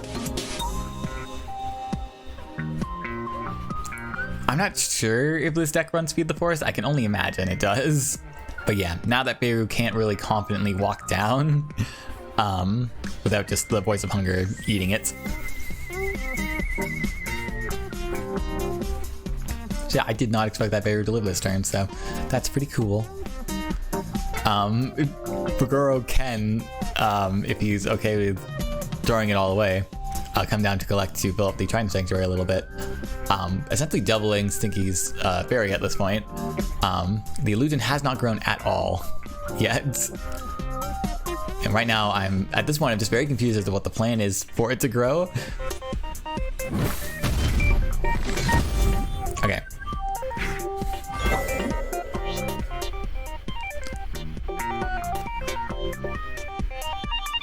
Alright, so Beirut clears the frog that once upon a time was an Oakling. Or no, sorry, this is clear an Oakling, my bad. So now, never mind, the Feral Kodama is just supercharged now.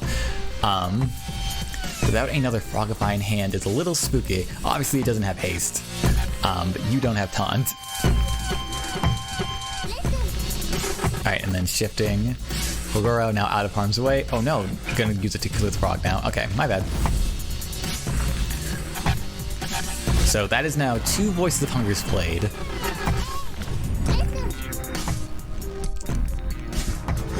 Obviously still plenty of value out of those Oaklings now, so it might not matter as much, but yeah, if you can clear one of these voices without using Frogify, that would be very good. Slowly moving in to try and actually start getting some face hits.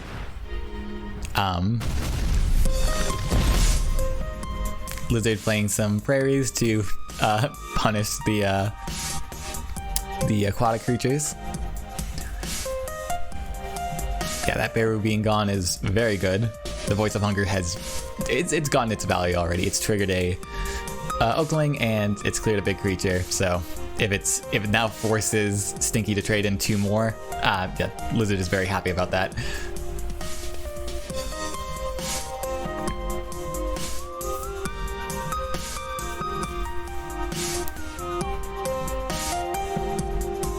I can't imagine we'll be seeing Stalker come down anytime soon because there's just nothing big that needs clearing. We'll definitely see it on a Rose if that comes down, I can only imagine.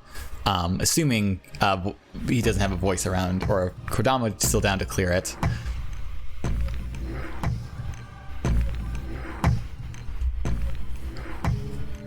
Oh, we do see the Stalker come down. Alright, what are we hitting? Gonna get rid of Buguro, just in case there's any Aurora's Creation, I'm assuming. Dream Reaver, okay. It is blue 7s, I suppose. That would make sense.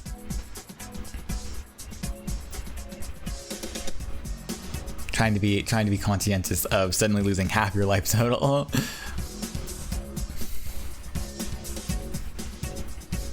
Alright, we have no Trident Sanctuaries to buff, but this turtle does not have much better to be doing than collecting and slowly working its way to face.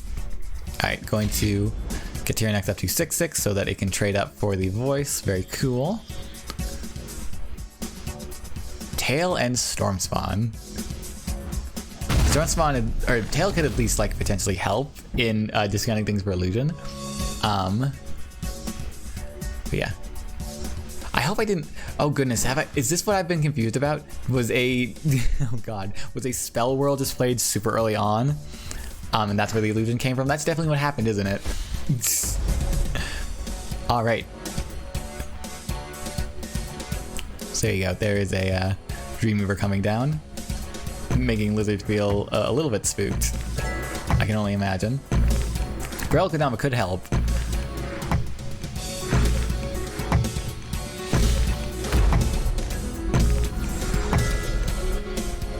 Ooh, play Crafter, but no good way to trigger it. Never mind. Alright.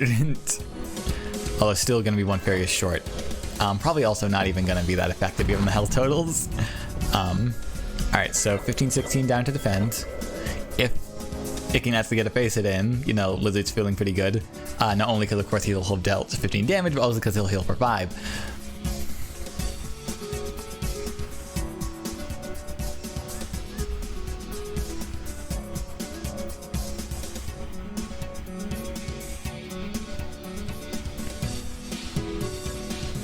Yeah, I don't see a good reason for Stinky to give up the face hit, since I don't think that he has a good way of protecting the Dreamweaver afterwards. Definitely wants to prevent an easy forest placement, though of course with the Faeria having jump, might not matter that much. Alright, that is the final spell whirl. I must assume, because I can't see this illusion having been put in the second intentionally. I do feel a little silly about that. But that's what I get for not commentating on the first few rounds of the game.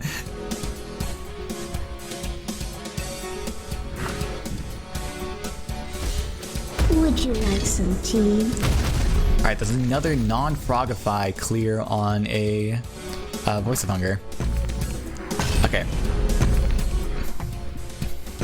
Sneaky Bad Boy is saying you can only clear one of us. If Sturdy Shell gets the final hit, that's going to be very funny. Alright, I think Stinky might have this one. Oh my god, Divine Guardian. I don't know if it matters. It might, because yeah, it has 0-4, so it's not gonna be able to clear it very easily. Oh my god. Oh my god, a Lizard is still in this. I did not see that coming.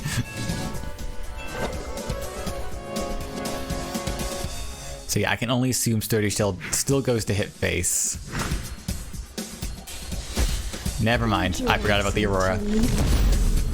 What a lucky windfall, or spell whirl to get a second Aurora. Damn. Alright, first game goes to Stinky. Lizard almost pulled it out, but got a little bit unlucky. Yeah, next up, seeing another game with Stinky's Blue 7s against... I can only assume Lizard's going to try and pull out Carassius now. That might be too slow. No, it's going to be whatever his... Oh, what is this? Is this 3-color enchant? Oh, Boulder Thrower. This is 3-color enchant. I love this.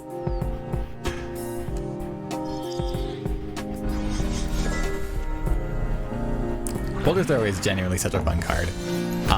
As far as being able to hit surrounding adjacent enemies adjacent to the thing it hit with its ranged attack. Goodness. So yeah, I imagine Lizard's going to...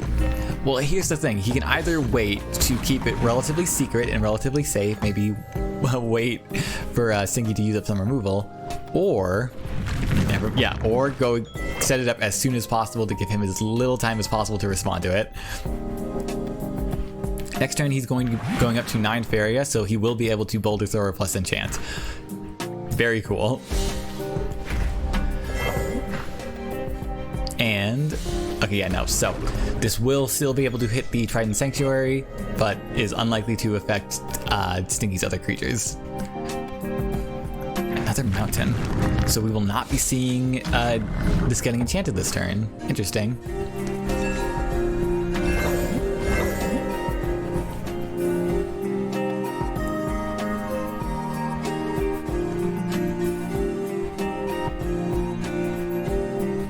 I'm assuming it's just because Lizard wants another lake on the well spot. But otherwise, I'm not sure. I've never seen this list from Lizard before, so I'm very curious to see what he's got cooking. I did not get to see the proportions of red cards he's running, so it could solely be the boulder throwers. Oh no, it's, well, okay, I take that back. No, it couldn't, because why else would he build a second mountain? My bad. Okay, there's another one. I'm not sure how much he was hoping for that, but it's pretty good. Oh, going for the throw pre-buff. Oh my god, okay, so he can play another one. And now has line of sight on the water Ellie. Oh, very interesting. Yeah, early game range creatures can be a pain to deal with. I can see why he went for the full mulligan at the beginning of the game. Dreamweaver is interesting. That is also an early threat for, well, quote unquote early threat for Stinky. Alright, so now we do have Water Ellie in sightline of the original boulder thrower, but that does mean giving up a face hit. And now, even with a Gabriel enchantment, the other boulder thrower is now at risk. Alright, takes the clear to slow down collection. Can get a Tiki Piper down to protect the other boulder thrower, so that's pretty good. As well as slow down. Yeah, essentially making the Sturdy Shell have to pick between collection or an attempted clear on the boulder thrower, but it also will be irrelevant because presumably... Oh no, but Lizard is double neutraling. Oh no, because he doesn't have to invest... Oh my goodness, he does not have to invest the Faeria because he can just physically block the aquatic creature. Oh my goodness. So smart, I love that. I love that a lot.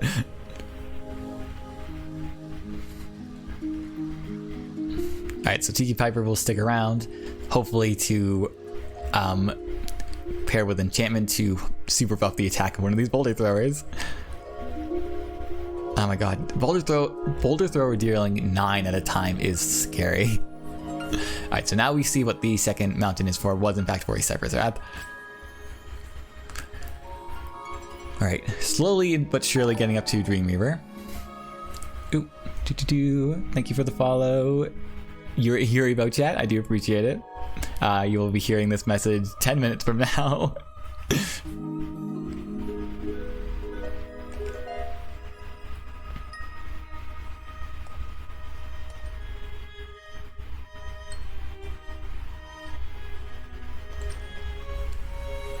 Alright, Stinky moving the Sturdy Shell out of any sightlines.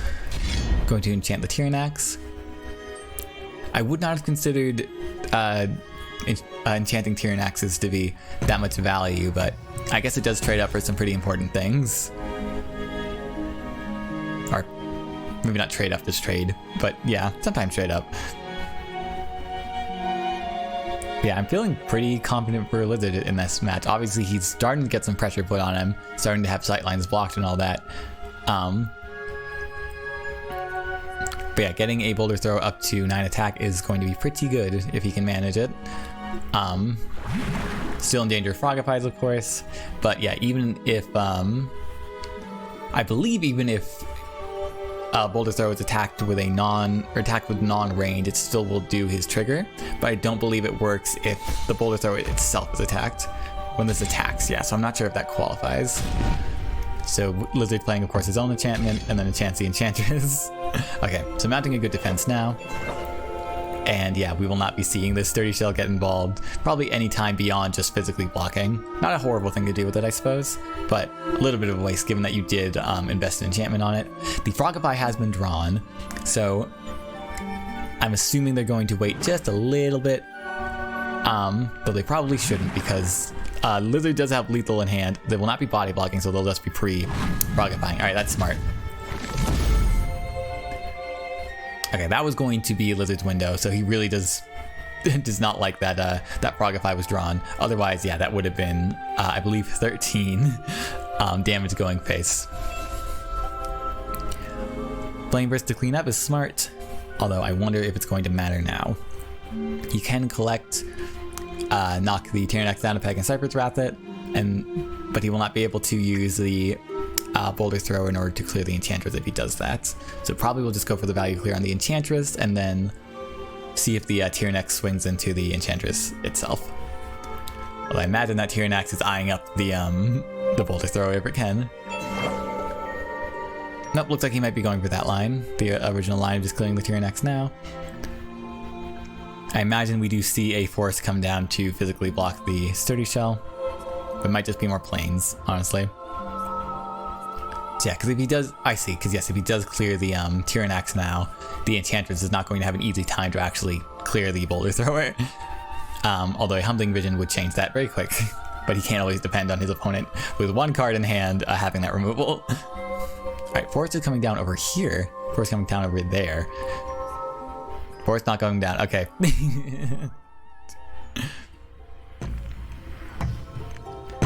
Alright, Lizard. Okay, so saw this one coming.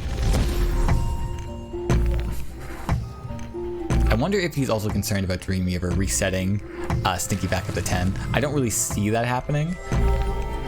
But yeah, alright, so that's going to stop any more aggressive lands coming from Stinky. The Sturdy Shell is in a pretty irrelevant position, but it can still collect, and the Enchantress, even if it gets enchanted, is not going to be able to clear the Boulder Thrower, so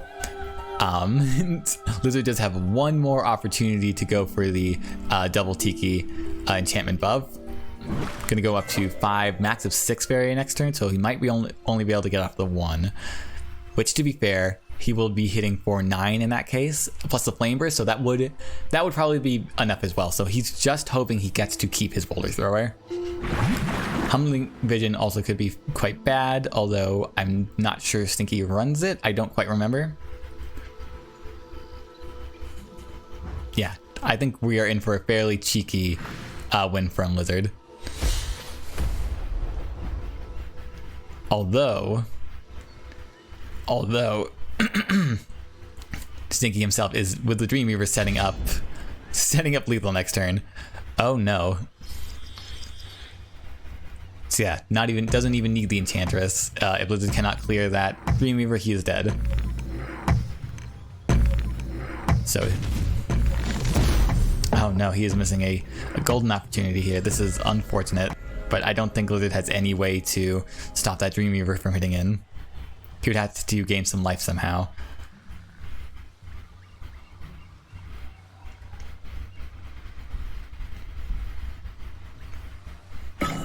Damn. I love this list. It's very cheeky, but it is obviously not a super reliable strategy. Alright, that is 2 games to Stinky Bad Boy. If Stinky can win one more game, then he will perfect clear Lizard. So I believe Lizard has to be using Carassius now, which I don't know if it's a great matchup against Blue 7s, especially this seems to be sort of a Blue 7's tempo version. Oh no, or is it Mechs? Sorry, I forgot who had what. So sorry, no, this will just be Ritualist Ramp from Lizard. I forgot what his last deck was. Oh no, of course, Carassius was banned, my bad. Both their Carassius lists were banned.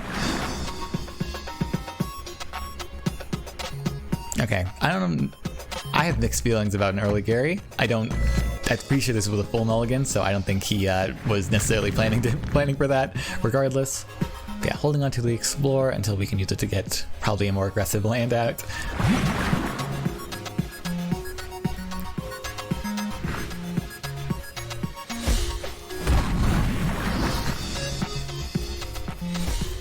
Alright, Trident Sanctuary comes down. Always scary to see that early. Yeah, honestly, Stinky's sitting pretty here, honestly, with both Aurora and Dreamweaver set up for his slightly more aggressive game plan.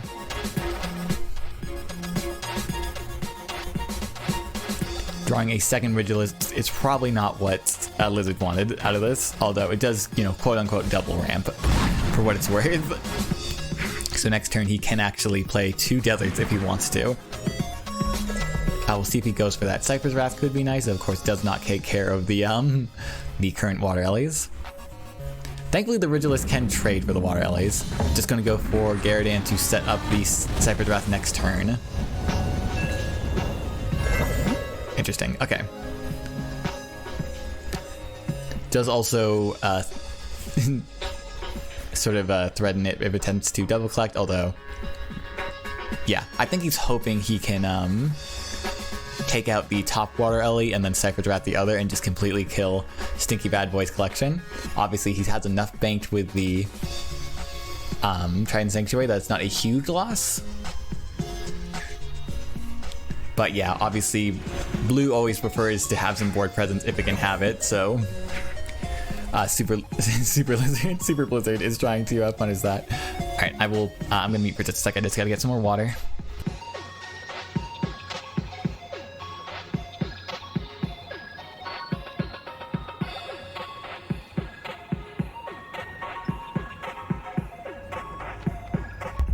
This is what I get for streaming not just 2 days in a row, but streaming the night before into the morning after. I imagine my voice will be fine. I don't think it's going to give up before the stream ends. Alright, so looks like Stinky is avoiding Gyarados like the plague. I'm going to buff 1 so it can actually challenge Gary on Well Spot. Or not Well Spot, sorry, phase from the Well Spots. And then a little Tyranax down here for flavor. Double Cypher's Wrath is pretty brutal. I don't know if he's going to play them both. I'm going to collect the Gary first. You could Ritualist first, and then play one of the Cypher's Wrath. Yeah, I could save them to actually clean up the Water Ellie if this decides to hit into Ritualist. Yeah, it looks like he just draws into the Drake Rider. Spell Whirl again, and we'll see if it hits another Illusion of Grandeur or another Aurora. God, what a swing in variance that was last game. Beru is a lovely hit off of that, my goodness. Orphan Fugu, not terrible either, if only because Tyranax is a beast. Okay, so we do see the clear on the Ritualist. That will not be corrupting. Didn't really expect it to. Aurora gets to just body block face, although it's not unreasonable to assume that Lizard has removal for it. But, you know, at least you can, like, make him have it, of course. Although, looks like he might be playing the Fugu down instead. Nope, never mind. Fugu will be going up to a 5-5, so it doesn't quite contest Gyarados. Nope, we're going to put 2 bodies in front of Gyarados. You are not reaching base this turn, sir.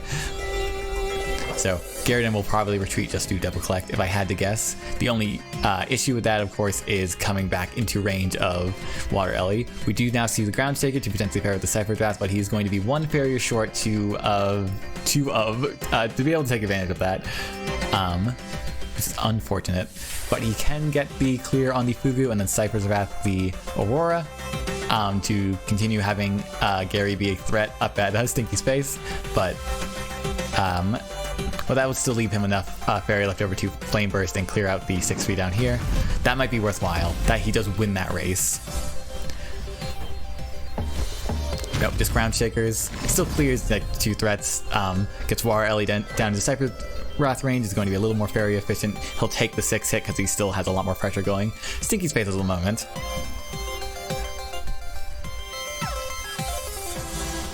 Little far off from taking advantage of Beru, not as far off from taking advantage of Dreamweaver. So we might see another one of those sets up. And having both a Dreamweaver and a 6-2 Water Ellie in face is pretty scary if we didn't know Lizard was going to very much clear it next turn. Presumably anyways. I think it's pretty easy for Stinky as well to assume this Water Ellie is going to get 1 hit in and then none more. For what it's worth, Spirit Step still technically get you life. Every point matters. Okay, drawing another Titan Sanctuary. Now this is the later stage in the game where you probably don't care about seeing that, but yeah, so he's placing it in the middle, even though he does not have any jump creatures there necessarily take advantage of it. No, he's setting up. He's giving up on the assault on Lizard's face. He's retreating to try and counter him at the moment. I do love some Trident Sanctuaries. Okay, so there's the Cypher Wrath on the Water Ellie. No big surprise there. dealing 8 this turn, 1 from the ground trigger last turn, so Stinky Bad Boy is not sitting very pretty, does potentially have the Dreamweaver in hand to not only defend, but get himself back up to 10 at least, although currently Lizard does have Exact Seize on board, does still have Lethal on board with 11 damage, so whatever Stinky decides to do, he will need to physically block. I'm assuming Barry is the better option just because it's... Actually, no, they both have 10 health. Yeah, so either should be fine. I just imagine he doesn't want to use up the Dreamweaver just yet, although he could. He could use it just to set Lizard to 10 and then block. Not the best long-term strategy, but should be fine. He does also have the enchantment in hand, although he will not be able to play both this turn unless he cracks the Trident Sanctuary, which is probably not a big deal. Technically, he's still, he's getting 1 fairy up on it. It's not a massive payout to your investment, but at least isn't neutral or negative.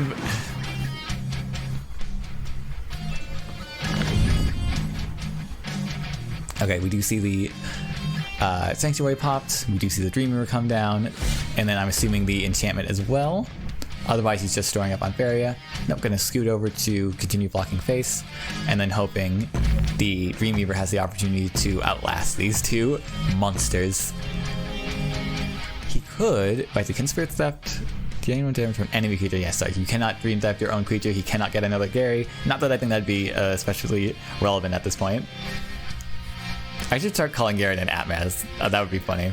Gary Atmaz just becomes Gary. Dan becomes Atmaz. Full circle.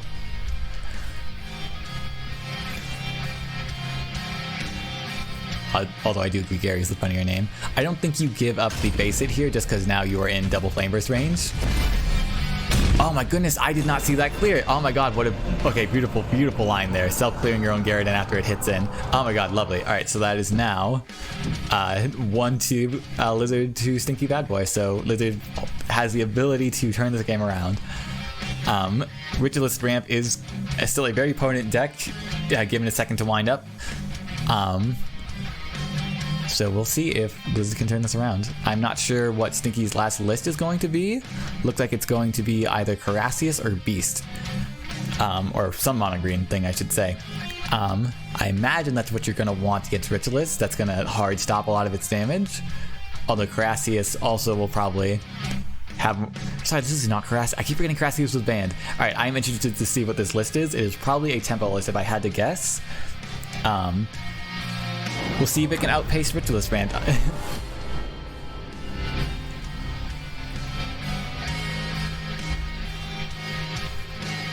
Let me see where the bracket they're currently at. Okay. Zote and Aerocruise have not finished their games yet. Probably unsurprisingly, I should say. But there you go.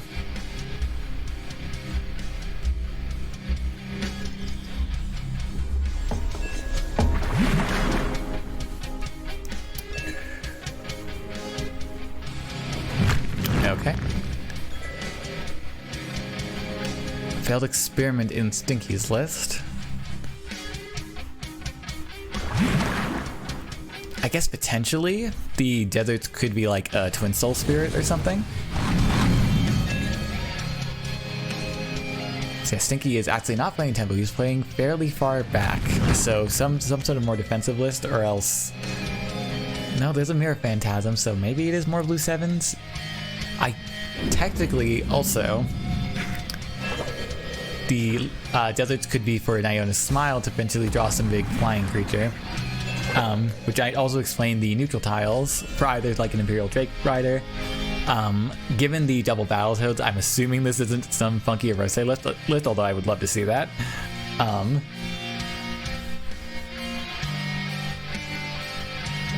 Okay, so it does have the Ritualist in hand, so will we see another mountain come down, or a desert finally starting that?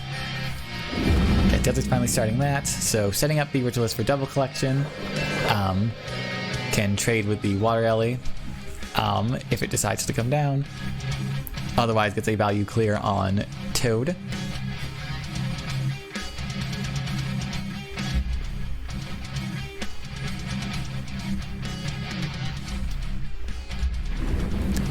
Okay, so oh, desert. Okay, so the deserts are just for fly the mantas. So this is going to be, I believe, a blue-yellow swarm. Then that would explain a lot.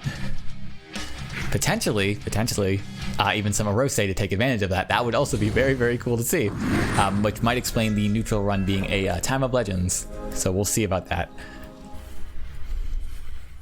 So that actually means Stinky brought two token lists to the tournament, which that's kind of fun. I don't know if Karasi should count as a token list, but yeah, all the same. Okay, and then so after that the Manta. And then I don't think you want to play Laya between the wells, although he might play Laya over here for collection. Even then, that could still potentially block a well spot. You do play Laya between the wells. I think it's okay. It's not likely. Oh, Estanu. Oh, that would explain the tokens. Okay, that makes a lot more sense than the Rose. That's probably more consistent. Maybe running bold. Probably not though. God goodness, I have not seen Estanu run in a very long time.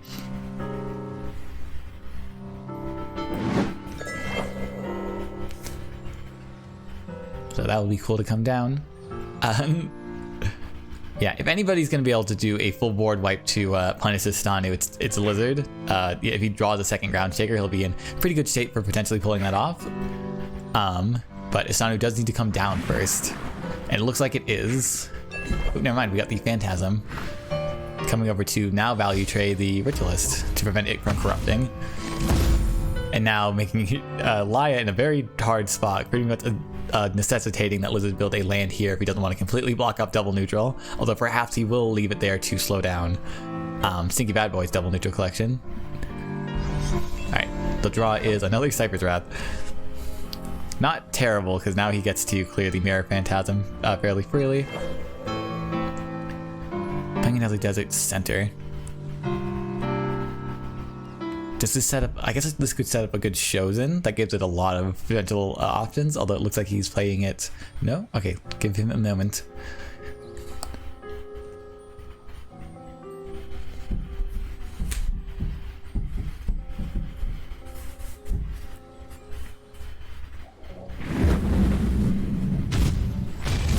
Okay. Okay, so the Shozen clears the Mirror Phantasm. Good, good, good. I don't know how much value Shozen's gonna get as far as like eating a token. Nice voice crack. I'm assuming he's hoping it can swallow a Mirror Phantasm. That'd probably be the best value. Would be interesting if it's swallowed in Estanu. I don't think Stinky's going to allow that to happen, but my goodness, if it did, that would be very cool. He's also threatening having a Flash Wind in hand. We know he doesn't, but Stinky does need to play around it. My question right now is, do you start setting up Estanu? I don't think you do. I think it's way too threatened at the moment. Although, I suppose you do want it to die initially, yet but you don't want it swallowed. Sorry, forgive me for forgetting a little bit of how Estanu works. I have not seen it in ages.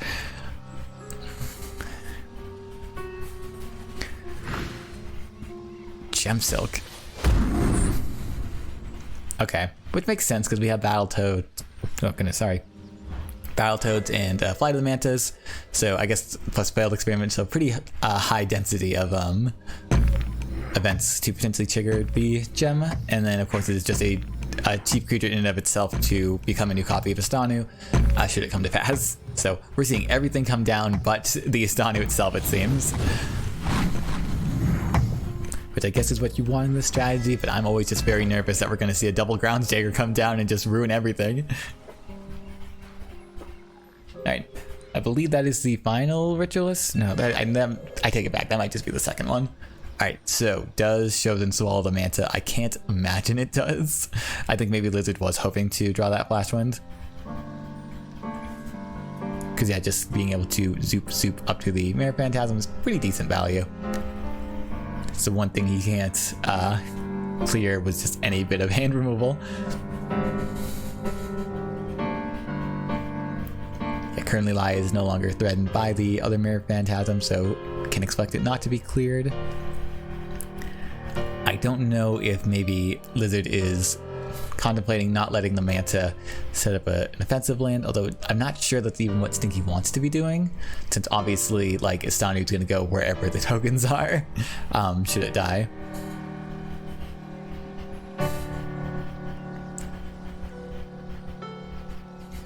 So yeah, I imagine there is a Time of Legends in this deck now to grab the Estanu. It doesn't look like there was one to, or an Iona Smile to grab it.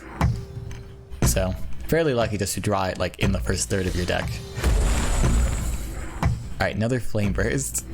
Okay, alright, so we are potentially setting up some Cypher's Wrath Flame Burst lines to just burn Stinky out. And then,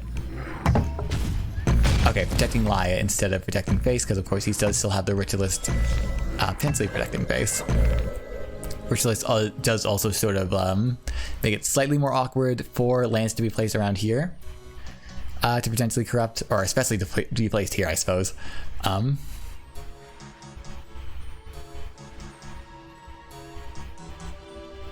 We are having some back commentary from Sesh explaining that I was wrong about Gary.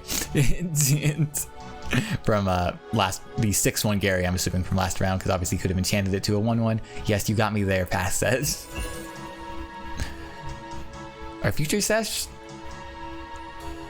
Oh, this stuff is always so confusing. Alright, so Stanu's finally coming down with a failed experiment just to get it out for cheap. Oh, got very lucky with the transformation there, my goodness. Alright, actually I take that back. Literally any transformation would have done for clearing Chosen. Chosen has followed the Gemsilk Fairy, which does not have flying yet. So another Stanu was born. Clear the Laya. Mess up Lizard's double collection. New Stanu is here. And the last thing you can do of value is just clear the Gemsilk, I suppose, although it's likely to die. Oh no, sorry, it does have flying at this point. I don't know what gave it flying. Oh no, they always have flying, my bad. Sorry, I keep forgetting Gemsilks don't get anything other than the +2/+2. Yeah, okay, so yeah, get a better clear on it. There's no reason to do anything else. Play Lore Thief. Draw 2. Start to refuel a little bit. Balloon Fish. Okay. Alright.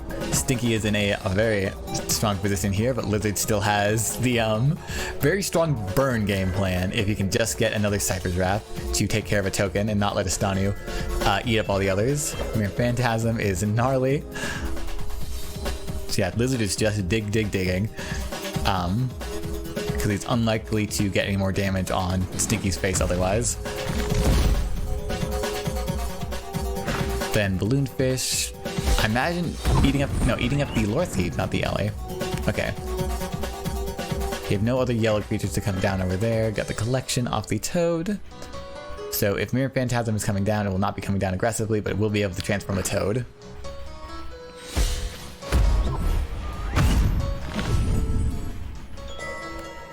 Alright, and now clearing out the Shimmering Statue.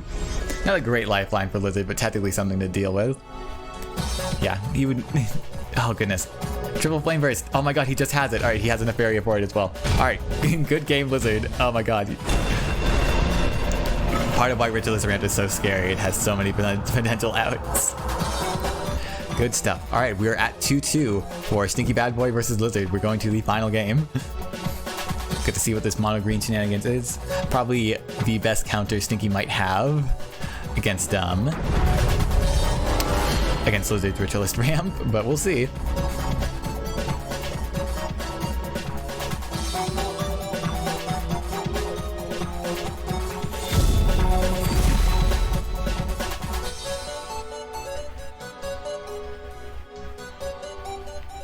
Alright, looks like it is just mono green ramp. I did see the Ethereum Golem there. We got lovely Seed of Paradise, one of my favorite cards in this game. We do have Hunt Down, so it is also Beast though. Okay, good to know. That would explain the Ruunin like by loads and loads. So yeah, I imagine we will be seeing the turn 1 Seeds of Paradise. And just we'll have Stinky crossing his fingers that Lizard has not drawn some removal for it. Although I do wonder if it's maybe worth his time. We'll see. I had a brief moment of panic there that the Seed of Paradise was going to remain on screen. Okay. Nice early Brigand. There we go. So Seed got to do its thing. Ramping while staying Faeria neutral. It's very nice. Alright, okay, we will be seeing the Grove Guardian come down. Oh, this is a spooky track. I'm skipping this track.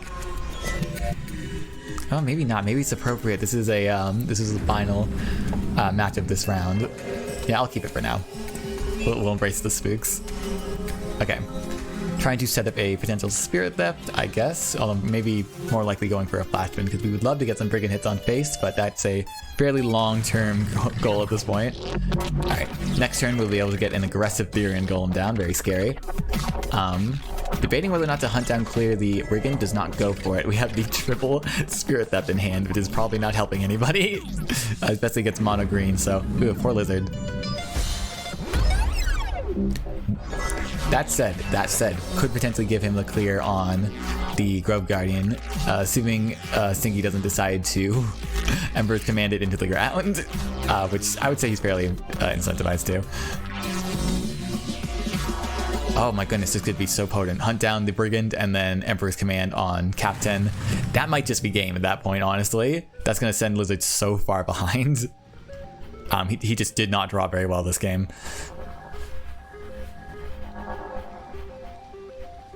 He's definitely thinking about it.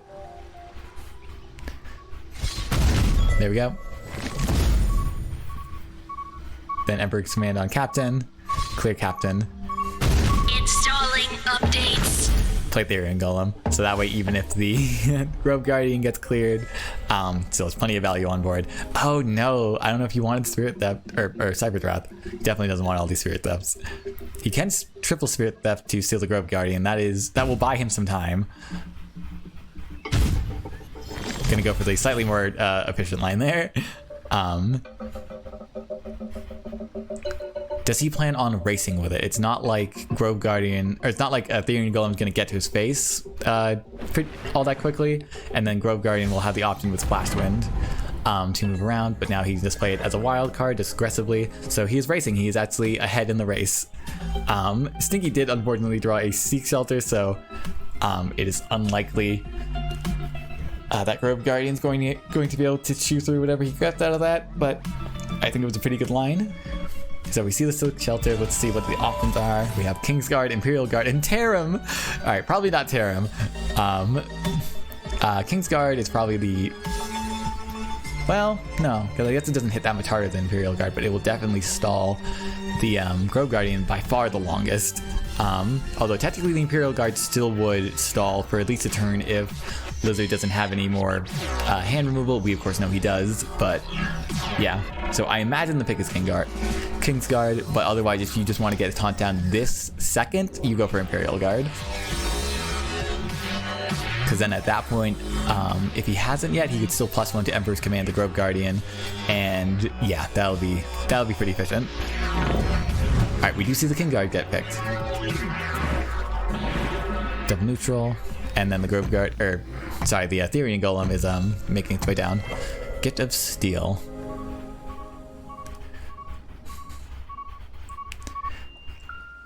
Could this be one of the very few Gift of Steels to be played on a Grove Guardian?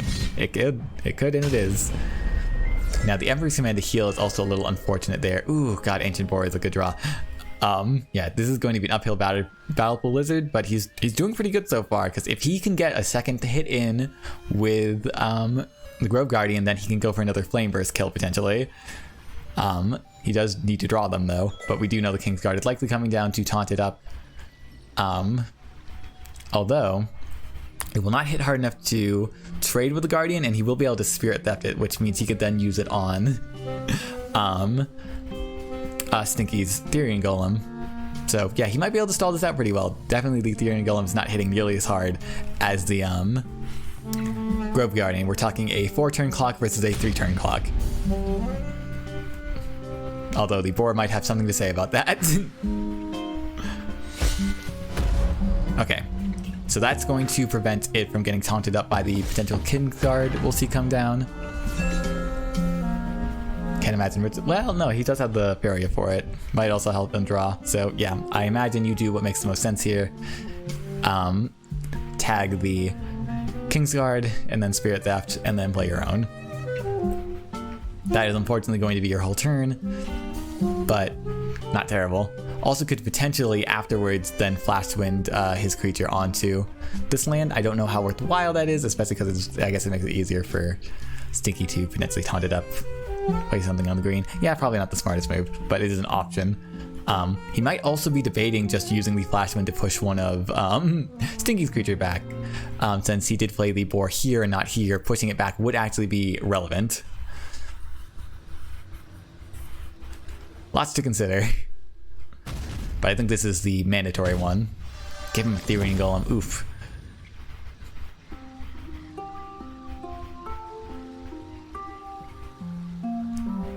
Could, oh my god, he could even, I don't even know if this is a good line, but he could play the Kingsguard here and then Flash Wind it up. Oh, looks like he's instead going to play the Kingsguard here and then Flash Wind it in front of face. That is so smart. Okay. Let's see how that, because that's still, oh man, if they both get a hit in, that still leaves Stinky with 1 health left. We of course also know about the Emperor's Command. Playing the Ritualist instead. Flash Wind to hopefully help it corrupt. Yeah, because it's unlikely even with buffs that Stinky would have the clear here. He only has 9 damage on board. He'd have to get an additional 7. So, okay, so Lizard is going to take a hit and then taunt up, or potentially just killing him if he doesn't have to. So that makes sense. No reason to preemptively block if you're not in immediate danger of death. Other Ancient Boars are rough, though. Yeah, so it doesn't have the Faeria to have another Ruunin Golem come down, but certainly has enough to get another boar to come down, and that should be more than good enough. Because the health is not as relevant in this current game state. So, see the Paradise to block. Gnarly. Can technically still be scooted out of the way with a Flash Wind.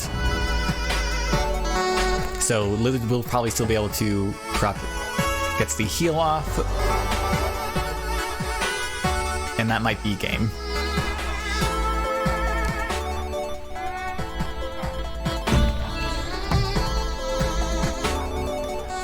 We'll see. Obviously, Lizard does still have the option to... Oh, Spirit Theft, of course.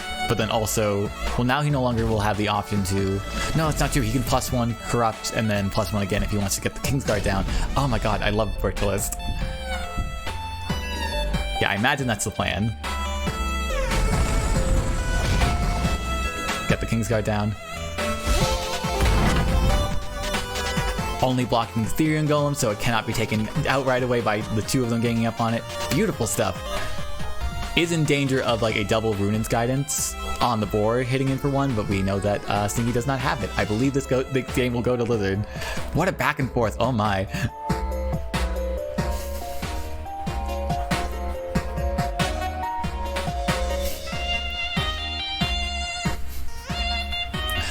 Talking about pulling victory from the jaws of defeat. So yeah, there you go. There's Lizard winning 3 games in a row after losing the first 2.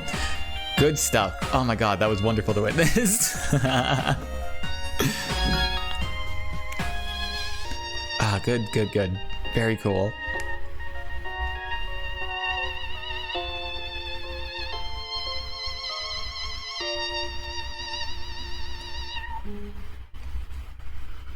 Damn, my phone keeps going off. Alright, let's see where the brackets are at. We'll see if Zod and Aero Cruise have finished their game yet.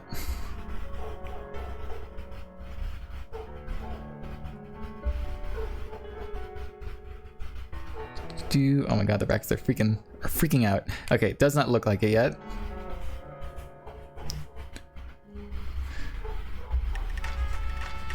I don't know if you can hear outside. There's a bunch of dogs barking and a cat meowing. Oh god.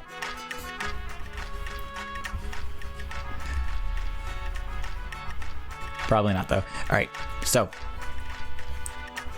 I'm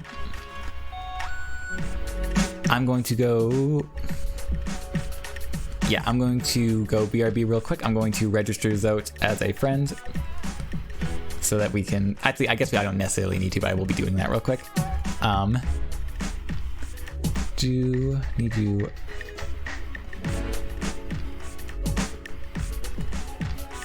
back over to tournaments. Let me grab Zote's friend code.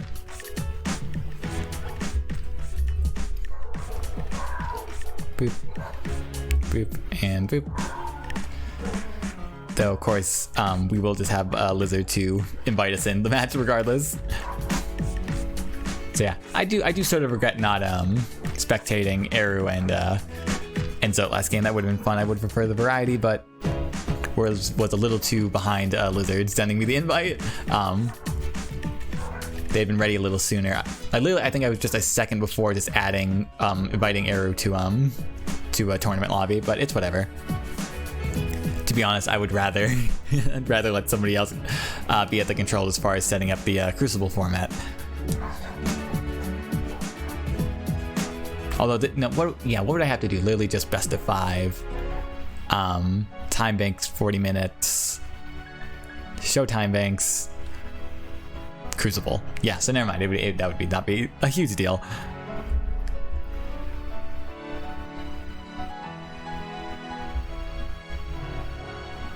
Alright.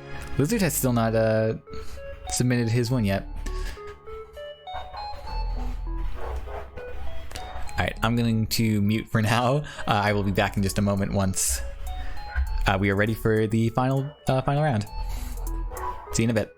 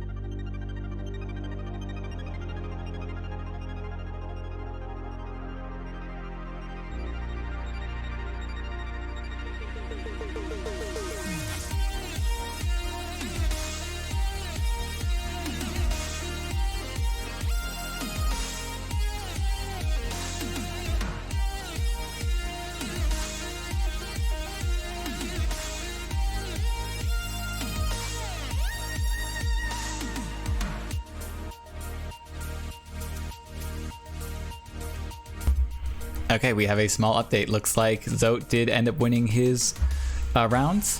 So now we're just waiting for Lizard to submit, the brackets to update, and for the final round to start. So I will be getting back to Faeria for now, and we will wait for the friend invite. I suppose I could invite Zote to the lobby in advance. Where are you, Zote?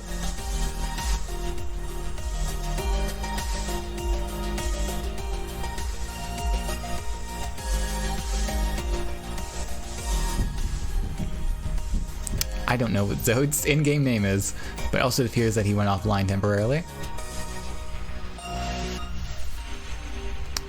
Alright, so I imagine I'll just be getting that invite from Lizard. I do wish we had somebody else streaming to grab the third place match. I think that also would be cool to see Arrow Cruise and Stinky hit off, or face off even. But yeah. So we got to work with for now. I'm just glad I was available to even comment on these matches since Moon was not, unfortunately. Been very fun so far. It's always very exciting to see this high level play, and it's, you know, it's good to make sure it's that everybody else has the opportunity. But yeah, I'm generally still surprised Lizard and Stinky have not submitted their results yet. Ooh, wait. There we go, they're in. Alright, so now we are just waiting for them to be ready.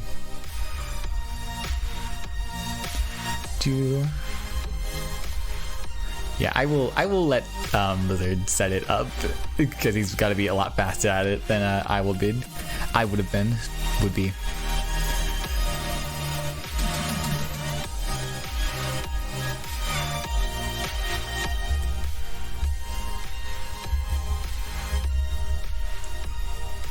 Let me get back to tournament channel.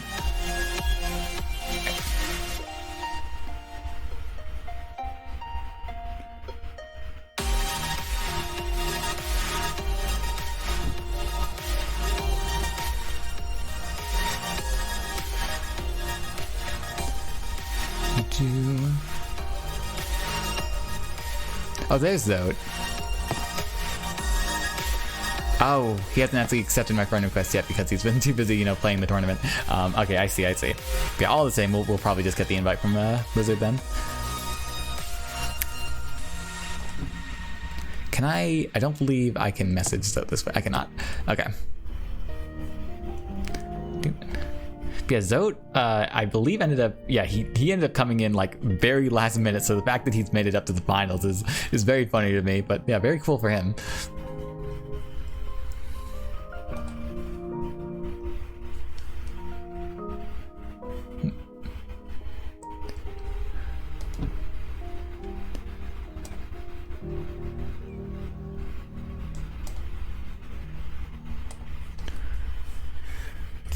Just waiting on Zote for the finals.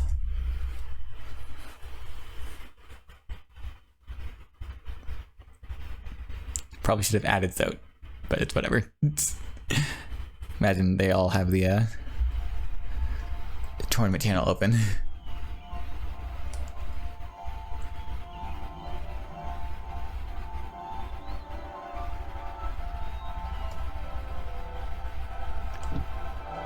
At least I know Lizard is still waiting too. He's not in the lobby right now.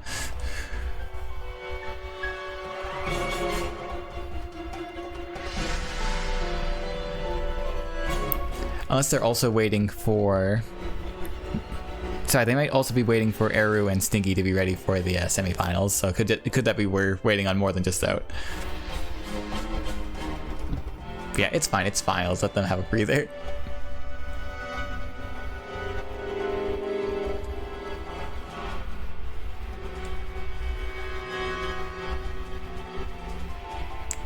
Imagine they're chatting right now.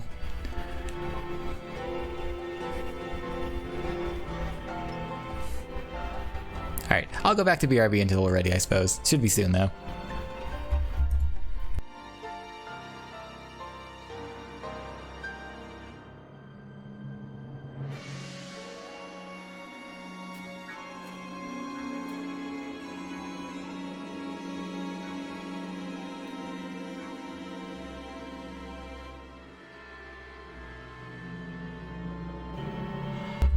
Okay, we might be ready. I told you it wasn't gonna be long. Yeah, Zode is back online now.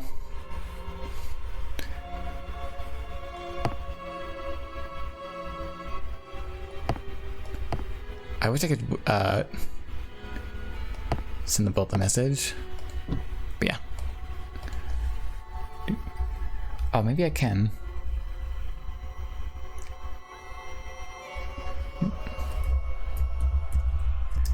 you ready for the... Oh, no, sorry, Zote is... Okay, Zote is ready. Alright. Alright, awesome.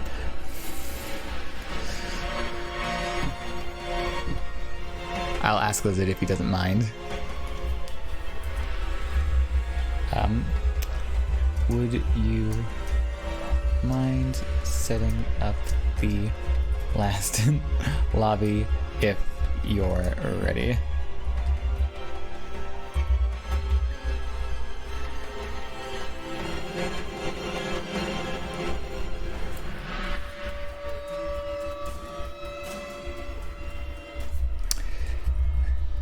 Thank you. Okay.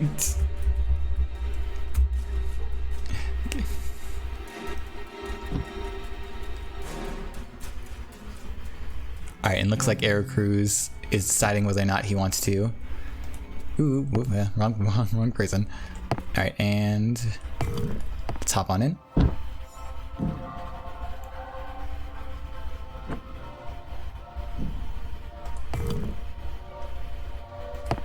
Oh, whoops.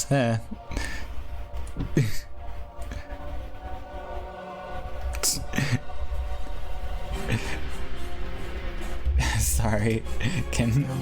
Alright, there he goes. He got me. He got me. Thank you, Lizard.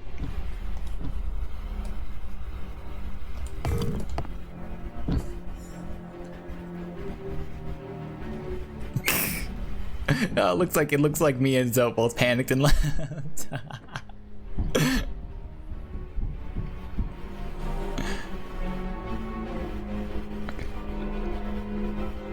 Sorry, I see it looks like lost for the game. Ooh. Okay. Looks like Lizard is ready. See if I can't invite Zote myself.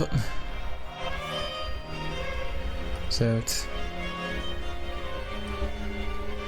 There we go. Alright, Zote came in on his own. Alright. Believe we were all good.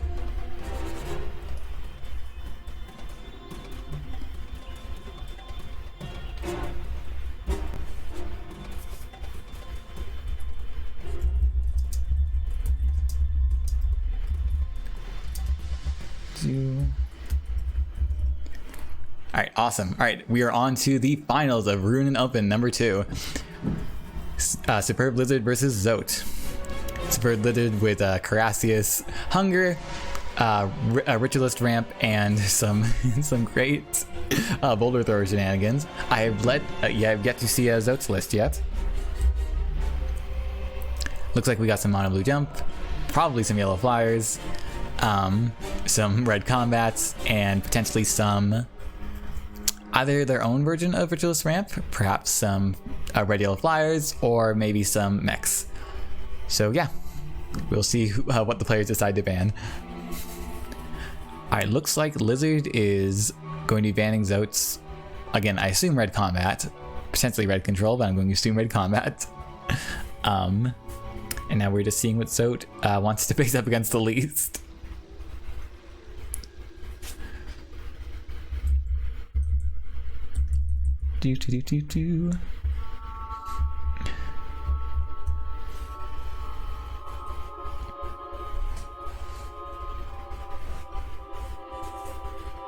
Looks like it is Carassius. That would be my pick as well. I don't think Zote would be aware of Lizard's boulder thrower list, although I don't know if he's utilized it in tournament before. Alright, we're going on to the deck choosing phase.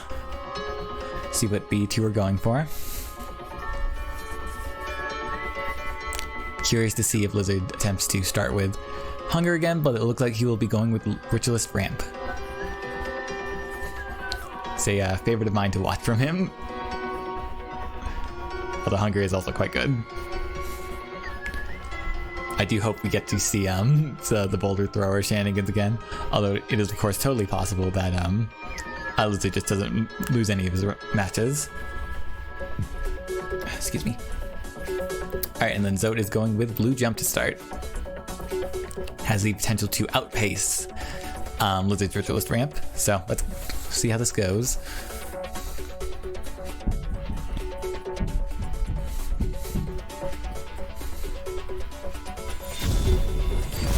Oh, small side note, I do actually like these the aesthetic pairing of Sirocco plus the frog plus the wells, because they all have a bit of red to them, and you know, obviously still amphibious, very cute.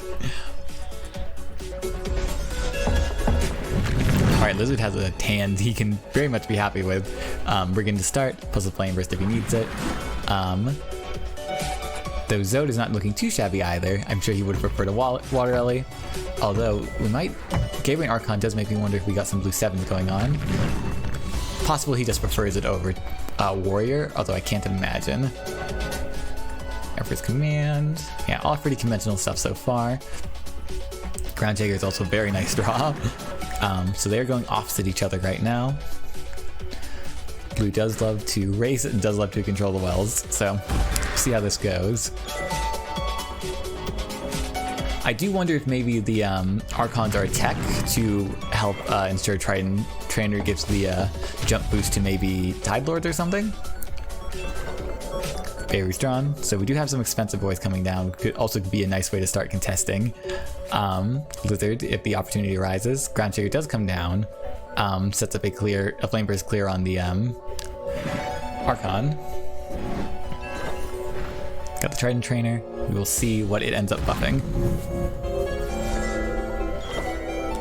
Got the Ritualist. That is kind of just on time, huh? Gets you double neutral and then gets you Ritualist to presumably play a desert. Though we'll see. Obviously he does not have anything in hand currently requiring one.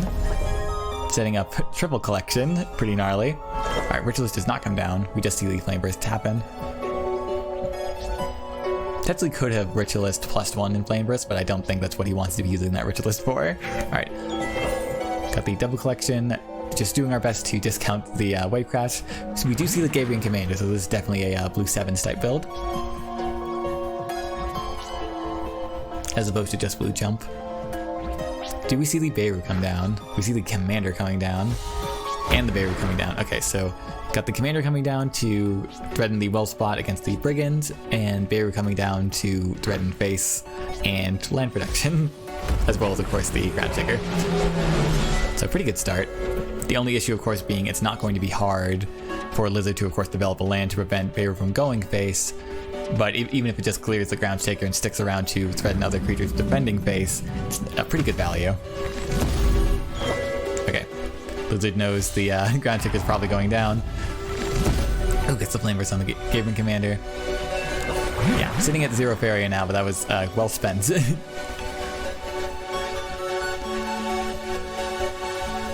Beirut forces the production of a lake on the well spot. Pretty good.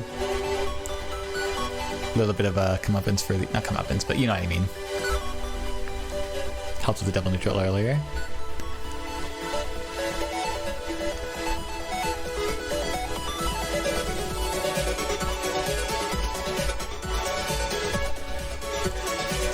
Yeah, I don't like... But granted, Zoe actually cannot quite afford another, or can't, a Wave Crash at this point. He probably doesn't want to play it into Laya. Lizard does not actually physically block the Beirut, so he's fairly happy with letting it potentially trade into Laya, although it will probably go Ground Shaker and then Laya, just to get its value. That does slow him down a bit, though. Oh, is he's looking to double, oh my god, how smart. Oh my god, okay, that's a good play. So, double command the Laya so that it can no longer utilize its Death Touch. Oh, it's so smart. Oh, I love that.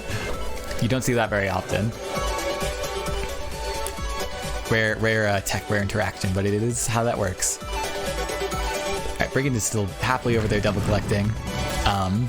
Beirut is not under much pressure at the moment. Good to see the Power Wheel refresh, immediately going into a +1 to play another Brigand. Pop the Laya to at least get the Shimmering Statue down to taunt it up. Lots of little tech going on, I do love this. That one's obviously less, you know, out there, is what Laya does, but still. Especially now that Zode had used up his Embering Command, he can't get rid of the Shimmering Statue as easily without giving up an attack. So Beirut probably goes down this turn, but my goodness, did it get a lot of value. Well, they're going to get a lot of value, presumably. Lizard has already played 2 Flame Bursts, so we know they're not going base, and we know they're not going able to go towards the Beirut. So would not surprise me if we do end up seeing all 10 damage from the creatures trade in here. Although I don't think Liz is going to be able to resist corrupting with this. But he's probably going to have to, because it's probably less value from corrupting than preventing another 8 damage going base. There's a Scourge Flame. I did know a Scourge Flame was in this list, but it just never came up. Yep, alright. Do what you gotta do. Another Ground Shaker is not terrible. Ooh, Flashman Scourge Flame is going to be scary. Lets him be a lot more liberal with where he places his Scourge Flame lands. Although even still, he currently does have one here and here. He might not even need the Flash Wind. Alright, so the Colossus comes down. Has 3 5-area Colossuses in hand, likely going down to 4 next turn. Do the second Scourge Flame. Probably not what he was looking for. Ritualist to refresh the power wheel, get some power on board to potentially clear Whitegrass.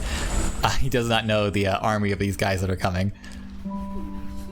Junkbeat could be alright, or Captain could be alright. At least has the bulk to take a hit.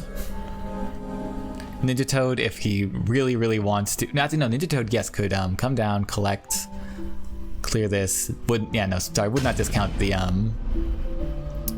No, Wave Crash did get down to 4, so sorry. This would go down to 3, collect, kill, and then could play another Wave Crash.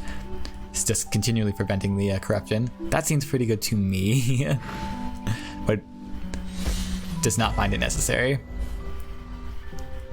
Oh, plus wants to do it. Oh, maybe he did. Well, I guess the result is the same. I don't think he wanted to use up the Try and Trainer buff that way, but you know, also doesn't really hurt. He's in a great position right now.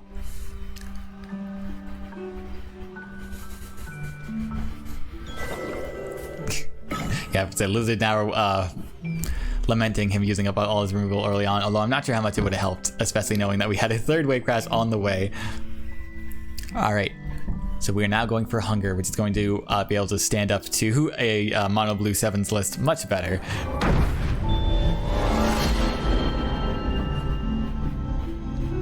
Yeah, I will say Zote drew very, very well that game, but even still. Obviously, I think both players played very well. I do think Lizard managed to get a lot of value, as much as he could, but sometimes it just happens.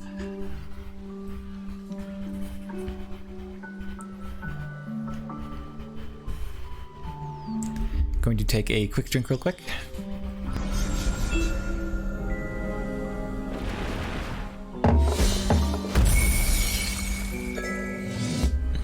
Got the early Divine Guardian for very hard to interact with corruption collection.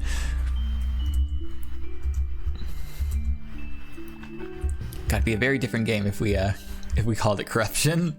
It is harvesting. Not that Faeria hasn't ever explored themes of exploiting nature. You know, still got that Ghibli inspiration, got that Ghibli DNA, but yeah, not quite what's going on there. Oh boy. I'm glad we are at the finals.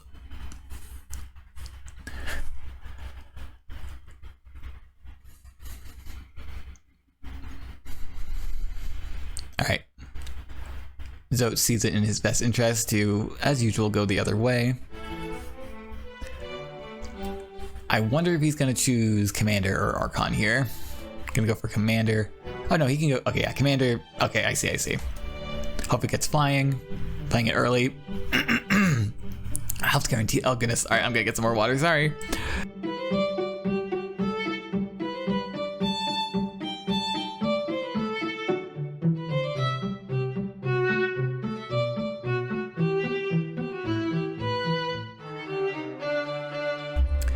Okay, hopefully that's better.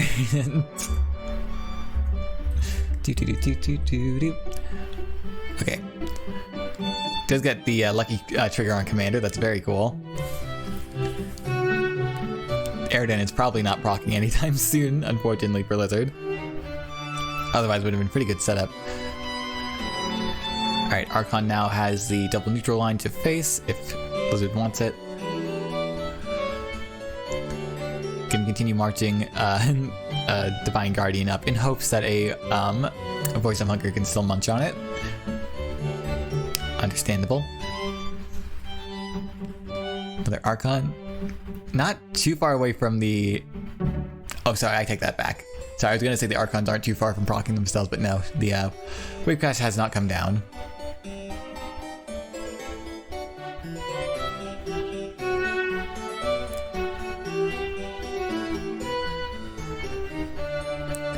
Yeah, this might be a little bit of a hole in my knowledge because the Wave Crash are being discounted.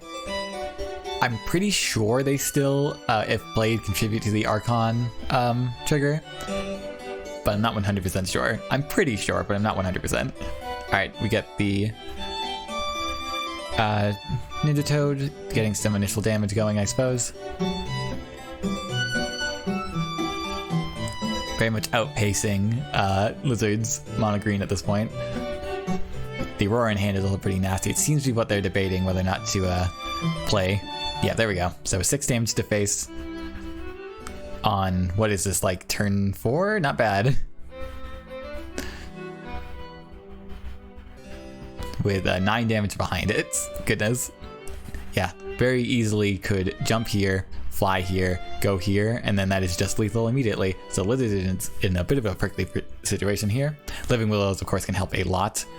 Gonna I see, gonna teleport Eridan over there to punch in. And then that will also help the Living Willows. I can't imagine he's going to risk an Oakling at this point. Not only does it have some maybe not great targets to hit, just being another Living Willow and a Deepwood Stalker. Not a horrible 50-50, I suppose. I get the trade at least, and then gets a somewhat big... No, he's going for the Oakling, it seems. 2/6 Oakling. Oh boy, it's a little risky. So it does no longer have lethal on board, so I get it. But... oh boy. Looks like he is also tempted to do Deepwood Stalker to hit this down a peg, and then Living Willow to force it to kill itself off. But just going for the Willow, and then Deepwood Stalker. Aurora, okay, to prevent collection. Alright, not bad, not bad. Still having a little bit of a pile over here for munching as well. And this track is very fancy. Alright, Frogify is pretty gnarly, although still doesn't win the game, unfortunately. Does slow down the taunt a lot. Not what Lizard was hoping for there. So gets to hit in for 10. Oh boy, and that might just be game. That's going to be very difficult to come back from, although he does have another Living Willow to taunt at least. Because he doesn't have lethal this turn, it looks like Zode is debating whether or not to clear the Frog. Maybe in case of another Stalker, or maybe in case of another Willow. Oh no, I hope we're not experiencing a bug where the Frog somehow still has taunt. I don't think that's the case, but if that is the case... No, okay. So decides to clear it. Skipping the track with lyrics. Alright, anyways. Boop, boop, boop. Alright, decided he should not have cleared the Frog. Still has lethal setup on board. Is in range of a Grove Caller. Bopping in, taking off a lot of damage off board. Has a Plague Bear he currently cannot kill. For now, the Living Willow gets to taunt again and be just a big old thorn in Zote's side, buying Lizard a lot of time. Oh, and a Feral Kodama. And a Plague Crafter. So yeah. It's going to be very, very hard not to see that Plague Crafter get procced by hitting in. Oh god, yeah, what good way to turn it around. I guess, I think part of that's why the Divine Guardian is here. Aside from just a cheap source of health, just a good way to sustain, because obviously this list can be a bit slow while it's setting up its value plays with Oaklings and the Voice of Hungers. Oakling obviously is just not very good board presence. Ugh.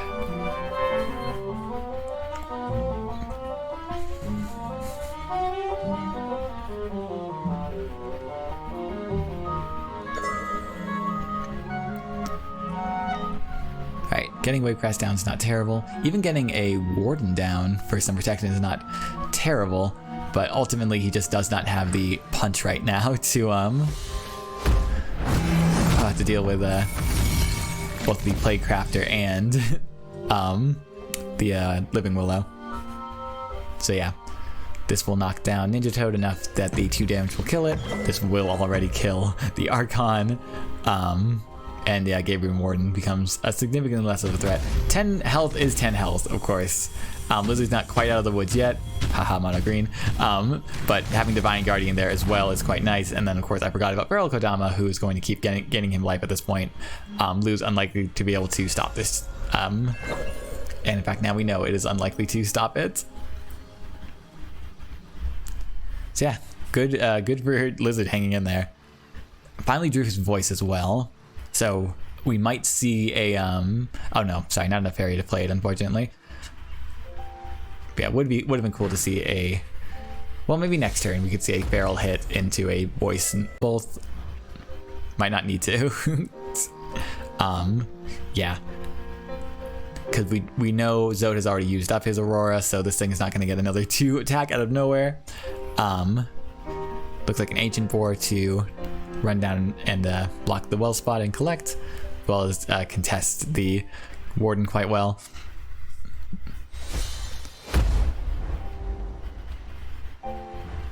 Alright, Divine Guardian steps down.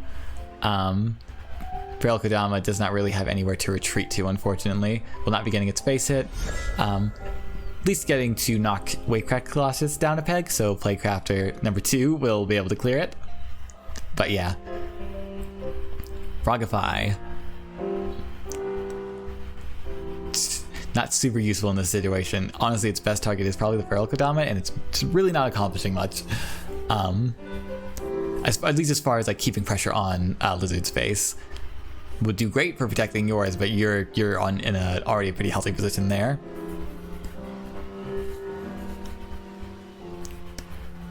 The Archons have been triggered, they are all good. So 4 Faeria 6/6 is an option.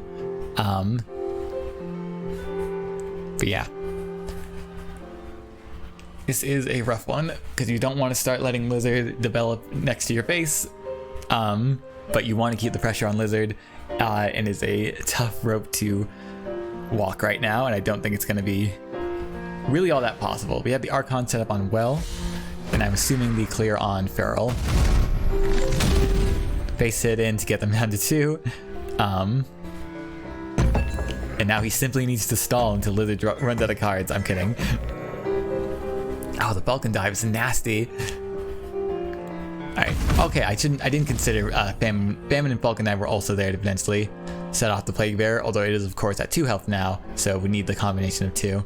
Not that that'd be super expensive, he can't afford it, but probably would prefer a Plague Bearer into Voice if I had to guess. But gonna take his time, probably set up the Oakling now. Face is now completely secured. Archon is like threatening a little bit, but not really. Setting up an Oakling would be quite nice, although it's going over here to get munched as opposed to throwing it in front of the Archon to get killed. Probably better value there. Does not clear the Wavecraft Colossus, because it is not collecting. It's not really doing anything right now anyways. The most it can really do is step on the forest and then trade off with the Oakling, which Stoat does not want to happen anyways.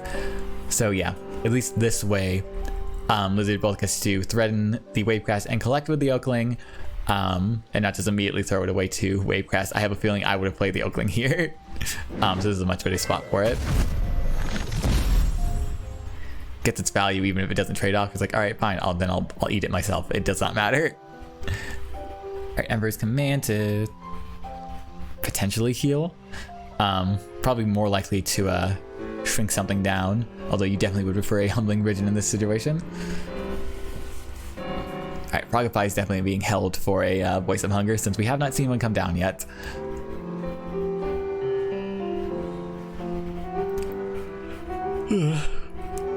Having all these creatures at 1 health is very bad for Zod. I think he's probably aware. Alright, there's the Trident Trainer. I guess awaiting its Ninja Toad. As far as I can tell, that's the only card with jump in Zod's list. Yeah, not a bad combo for Faeria deal 4. Going to make it so the Grove Collar cannot deal any damage. Still a like perfectly fine body blocker. That's mostly what Lizard wants it for anyways.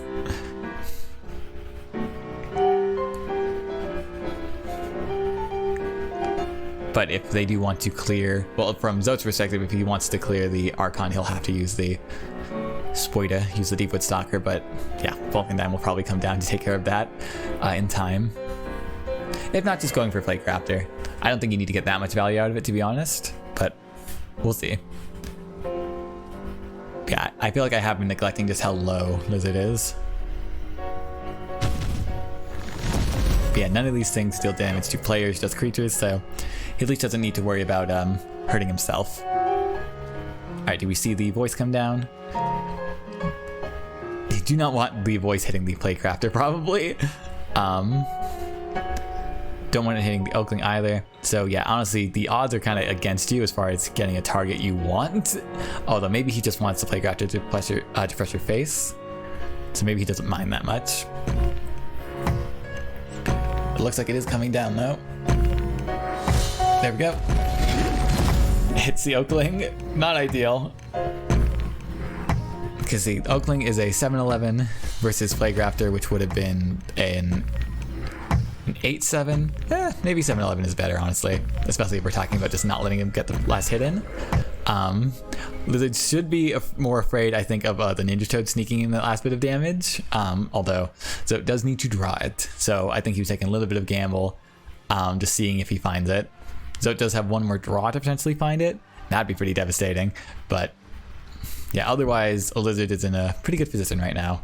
Obviously, Frogify has not been used yet, but we do have another voice in the back pocket, perfectly ready and willing to eat that other Oakling. Hopefully after it's cleared the Archon.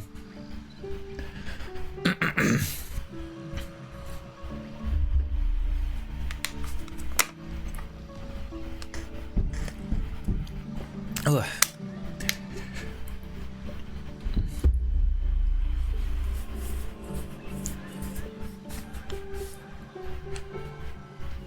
Yeah, I think Zod is maybe debating whether or not to save up for Faeru, or Faeru, because even if he doesn't draw the Ninja Toad, he can still threaten face with it. That would still be a pretty good play, but he's just not getting it this turn, so you might need to consider more, you know, taking care of this guy. Oh boy, because that takes him down to 1, and then he'll have to wait yet another turn for Beirut in all likelihood, because this Archon is not going to stick around to collect. He does have the option to retreat it to collect, though, I suppose. So trade those off. Good enough value. Get rid of the body blocker, so easier to stick a Ninja Toad. Okay. Both players trying to think long term here. Yeah, I think you're pretty safe just to clear. And eat with. Oh, sorry. You only have. Oh, sorry. He does not. Well, okay. He could step, collect, clear, collect, and then play a voice. Does not protect from Ninja Toad though. But to be fair, he has nothing that can really protect from Ninja Toad right now. He doesn't have anything to dash, so he instead has to go with the best options. And either just to set up another Oakling just to physically block, or a Voice of Hunger to get some value. I actually think I might be in favor of the Oakling just to physically block. Although it looks like he's going to be setting up as another collector even. Oh boy, don't spread yourself too thin, Lizard.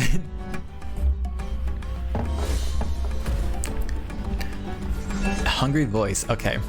A hungry voice of hunger. You know what I mean? It didn't eat, is what I'm trying to say. Starved voice of hunger.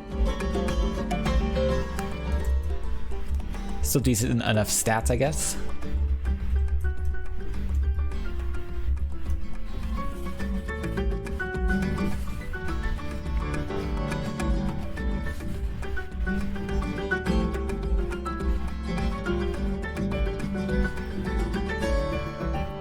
I would also like to mention real quick, Zote did mention in the Discord, he might have some connection problems. I just combined troubles and problems. So hopefully we get to see this all play out. It would be very disappointing for him just to drop, but if it happens, it happens. You know, he didn't think he was going to be playing today, so it could happen. I would much rather see them play it out, of course.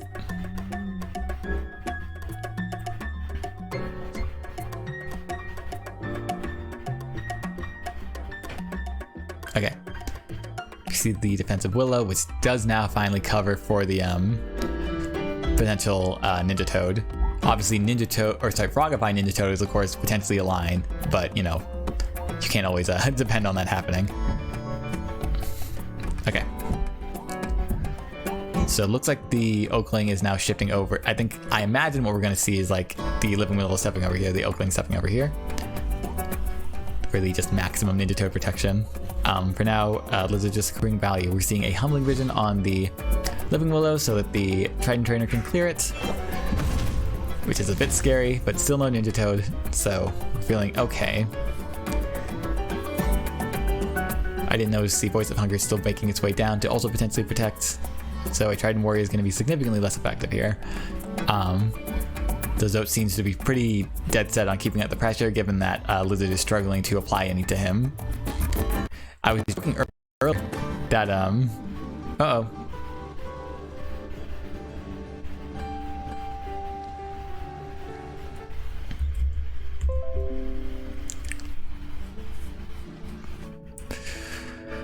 Not with the 10-minute delay, dude.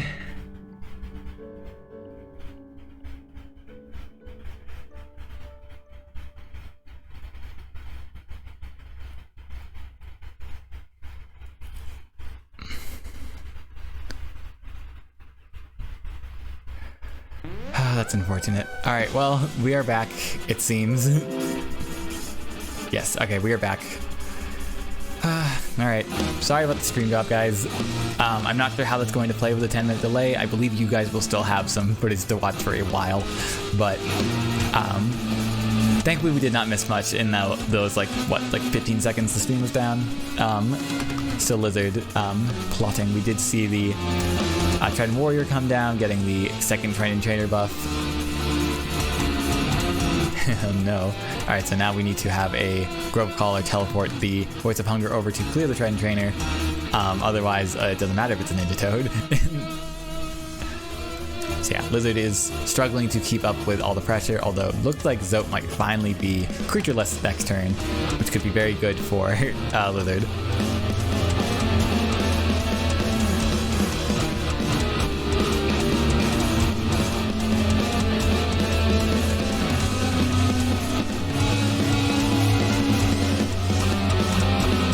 Go figure, just as I'm talking about connection problems, I'm the one who disconnects. Alright. So we do see the clear with the Voice of Hunger plus a collection into an Oakling. So pretty good. Still, obviously, in danger of Ninja Toad. The dogs are barking again. Alright, Time of Legend's kind of a dead draw because Aridin has been used long ago. Alright, Trident Warrior to Threaten.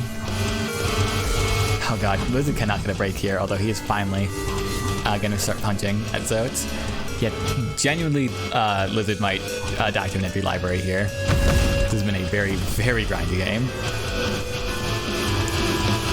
Alright, and now Voice of Hunger in the most deadly position he could get it in for now. And then a Deep Wood Stalker for some potential removal later. Although he might just play it aggressively, honestly. Don't think he'd prefer to, but running out of time here. Alright, so yeah, Zote does not have any collection going. He finally does not have any creatures in his blue 7 list. Archon is not going to cut it just yet. So now Lizard gets a little bit more time to get some things going. A Feral Kodama could be lovely to go down to finally get him his life back. We do know that Zote has the Mirror Phantasm to potentially shut that down, which would be devastating, but we'll just have to see how that turns out.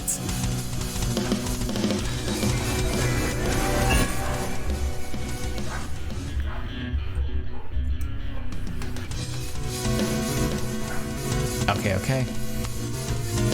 Alright, Zote, you have 6 Faeria, and frankly still a little bit of a time, still a bit of a 2-turn clock. Was desperately digging for that Ninja Toad. That was finally going to be his opening to get it. Or second opening, I suppose, but still could not find it.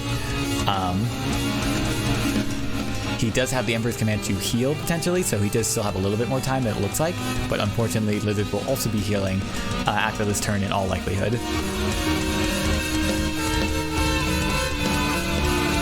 Still has the potential to burn Lizard out. He has been drawing a lot of cards this game. But yeah, would need to just absolutely need to take care of the Feral Kodama to prevent that. Yeah, naturally the... Oh my god, draws the Ninja Toad just a turn too late. That's devastating. It is only going to be a 3-2 as well. It has no more Trident Trainer buffs to receive.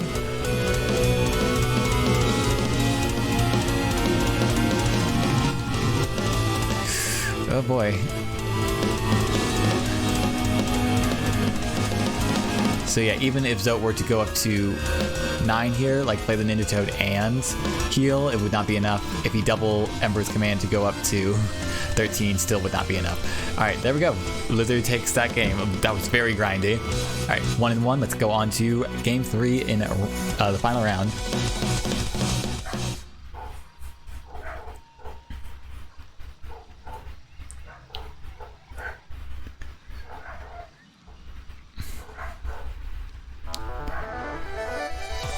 Seems like we haven't hit the drop yet on your guys' end, I don't think.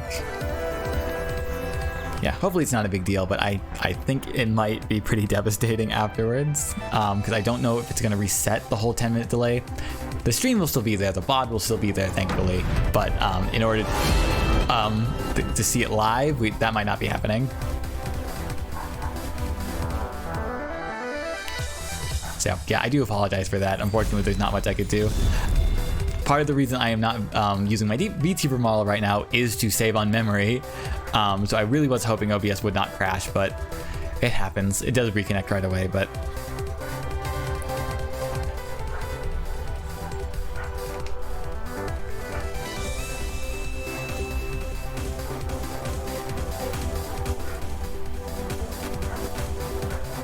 you know, because my CPU is running just fine right now, so it's a little disappointing. Yeah, so looks like Zote is just bringing some good old yellow flyers.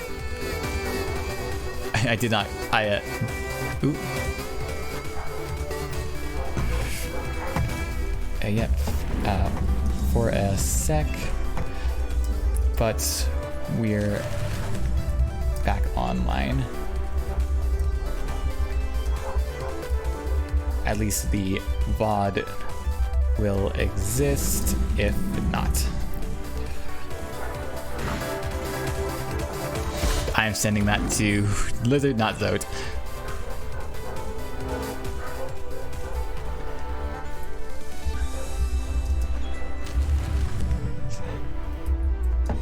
But the VOD should still be there. There, please, there. Okay, there we go.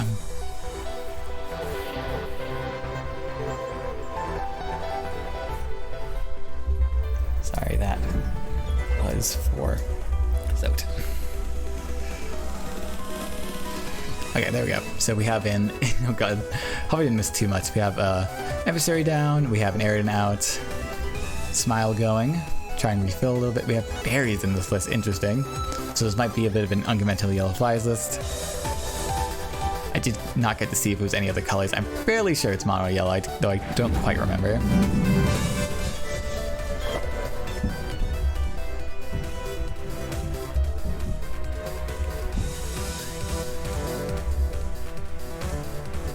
Yeah, once again, genuinely my fear is just you guys will catch up to the stream drop and then it will reset the 10-minute delay.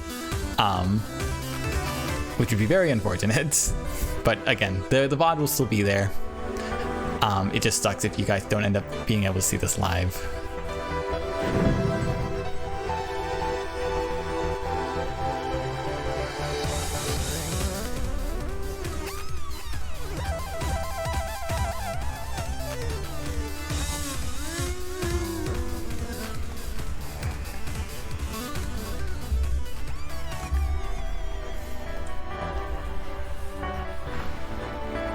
Fairy comes down. I imagine another fairy comes down. Trying to not trade up with Aridin for as long as possible.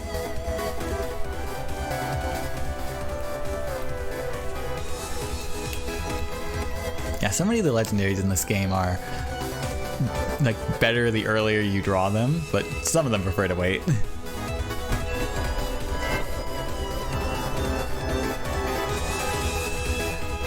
Early Feral Kodama is not too bad. We got the Deepwood Stalker that lovely gets the little value snipe on the teeny fairy. Has not grown yet. Would have grown just during an event, so that's unfortunate. Shrinks the emissary back down as well.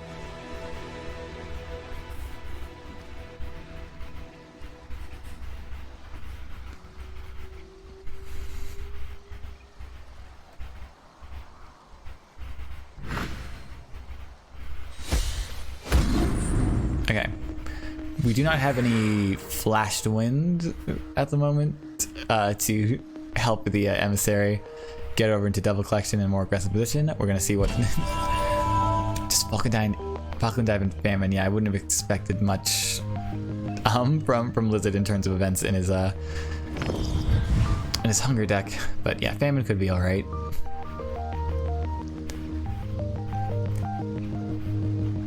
Very least, like, soften up an opponent that has like 6 health,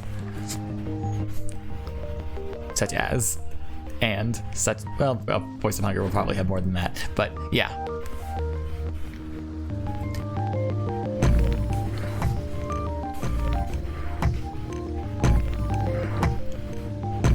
Ultimately, just probably the highest value thing that could have stolen from Lizard with a barter, just to make sure you still get your 2 barriers worth. But yeah, pretty slow run out for this event flyers list, whatever it is. Alright, do we get the aggressive? Actually, no, we get aggressive Boar and the Kodama if Lizard wants. So I imagine he's going to eat it with the Hunger. Nope, we're just going regular old aggro. Aridin does not need a proc.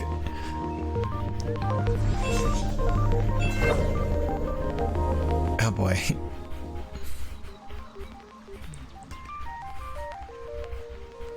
Yeah, I do feel kind of bad for Zote. Did not get a good few draws in this.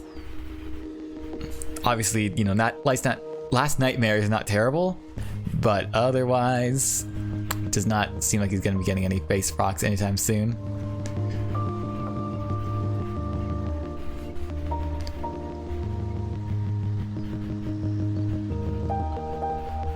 Yeah, you can Nightmare the Kodama, you can Famine to clear the Boar, which does, you know, significantly lower the damage coming your way while still not killing Aridin, but it's not great. I imagine that's the route they're going to take, because otherwise I don't see them using the Emperor's Command, but I'm not sure.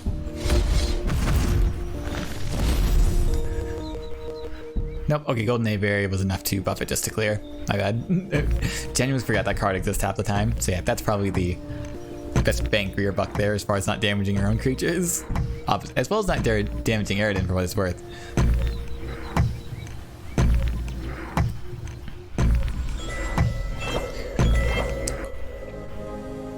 Horsemaster gets things going at least.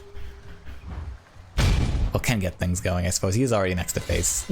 Alright, eat Aridin, eat it. Oh my god, beautiful. Beautiful stuff. Now even the Divine Guardians have some punch. And of course, bare minimum, some more attack. Soul Drain.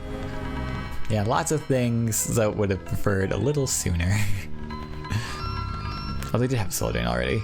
I guess that wouldn't have helped that much. Golden Aviary was enough in the damage department, I suppose.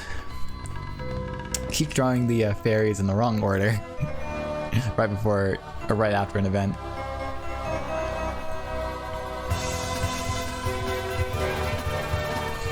Oh boy, might just be worth preserving the time bank at this point. Trying to think of a way out of this. You just basically need to have found another Last Nightmare to take care of that. This is how Yellow is going to take care of a voice. And yeah, otherwise you just don't have the raw damage at the moment. You just don't have any creatures. Alright, gonna depend on taking the hit. I'm assuming we're gonna see the Wrangler buff that at least to a 6/2. But it's still going to be an uphill battle if Zote even has a chance to get out of this, whereas Lizard very much just needs to casually land two attacks. Even now has the Deepwood Stalker to just get rid of the Demon Wing and just not even worry about it. Could also just physically block the Emissary as well. I think no, sorry, I would trade, so my bad, would not work that way.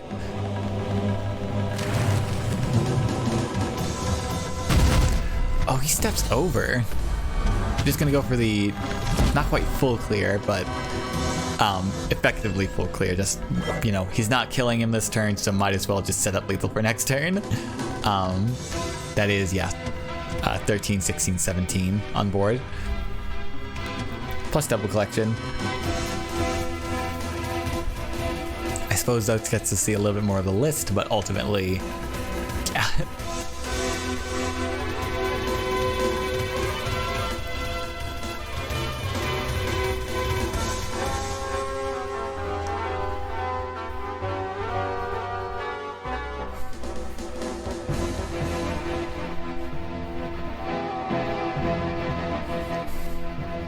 Oh no! Okay, Zote is just disconnected. Oh, this is a bad time. Okay, no, he's back, he's back, he's back. Okay, oh god. Oh. Okay. Yeah, I was not expecting Radiance, to be honest. Something for the, well, it even did the Ionis file to find, so... Ooh, I don't know about that. Oh no, he has Famine. Okay, I was about to say. Okay. Sorry, because I was thinking he had to trade the Demon Wrangler into the Deepwood Stalker to clear, but no. So now Lizard no longer has Lethal on board, and could maybe get a decent Radiance out next turn, as well as some Soul Drains.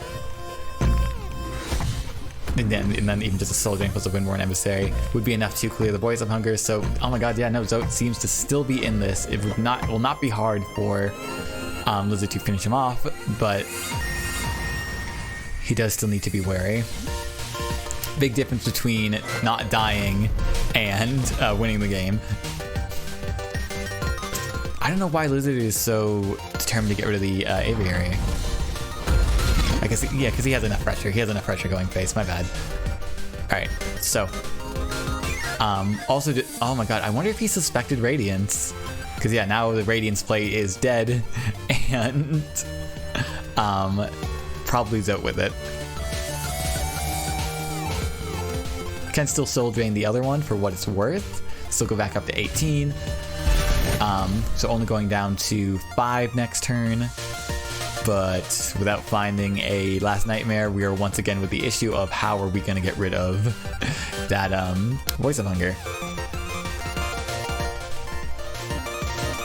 Especially when Lizard very much does have another Feral Kodama waiting in the wings. And could even Silent Horse Master over here to take out the Golden Aviary if he really cares that much. But I imagine he's just going to clear. And collect. There's the Feral Kodama. Alright, Lethal on board. Yeah, this is the nuts thing. Lethal on board, but still at 18 health, so the Radiance just does nothing. So yeah, he must... there's no way Blizzard wasn't playing a Radiance in that case, which is very clever.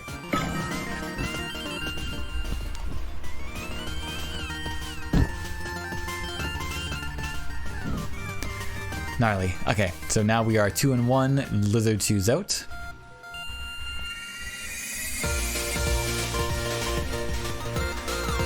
And Zote is bringing out what I can only assume is going to be mechs, but we'll see.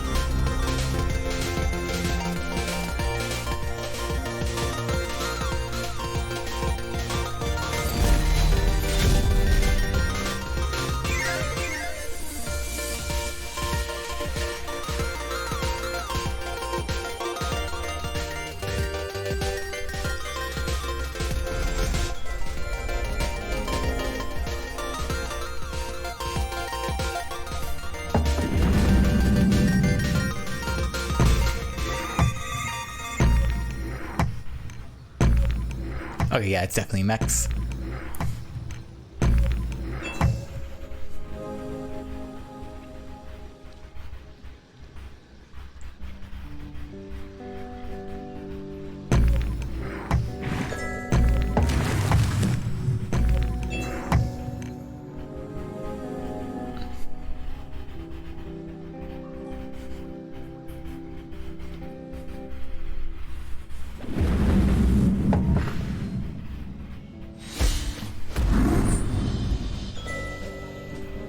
Maybe it's not just mechs. I would not have expected to see a fairy in mechs. Geez, once again, a painful clear on the fairy. Right before you're going to draw the event. Oh boy. But given that he is playing some mechs, this was going to be the only available collector you'd have. Yeah, Lizard is immediately just running in for the kill, it looks like. either Feral Kodama or Ancient Beastmaster is going to be excellent as far as just immediately applying pressure. I keep calling it Beastmaster, Ancient Boar. They're both ancient bees. Okay. Oh no, is he gonna flame burst himself? Is this gonna be a scoop? No, okay, it literally did look like he was targeting himself for a moment though. Alright, we got the cannon carrier. Boop. Alright, and then the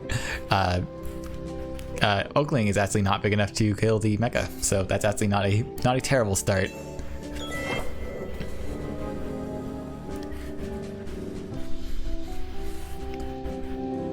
Again, that cannon carrier will not be doing too much to prevent a boar from running over here. Actually, yeah, sorry, could boar over here and Feral Kodama if he wanted. So, still a lot of pressure for Zote to be facing down.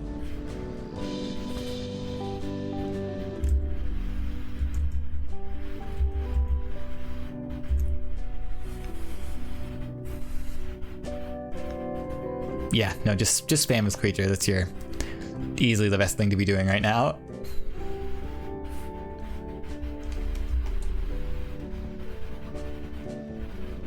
Flame Silk too. Oh man, these fairies are... And okay, Zota's gone again. Alright, hopefully he gets back, but also, it's a very rough position. He almost came back last round though, so I shouldn't doubt him that much, but yeah.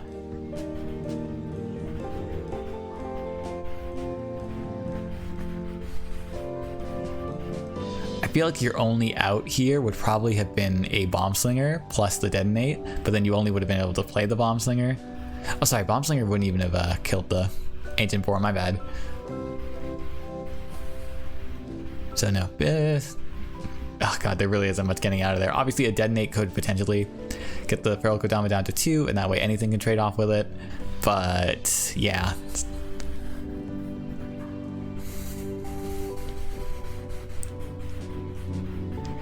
Oh boy, alright, so you have 2 minutes left to get back in here. Otherwise the tournament is just going to go to Lizard.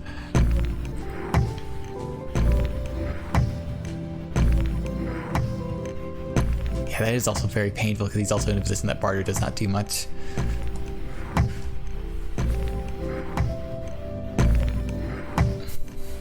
Yeah, theoretically could have been an Airbot Detonate Soul Drain to take this out.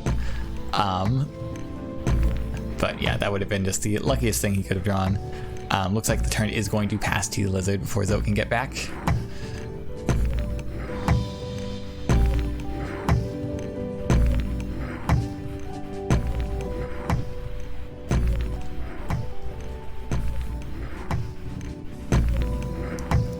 Or not? I guess that's not how it works in Crucible, I guess. You just lose your time bank, maybe?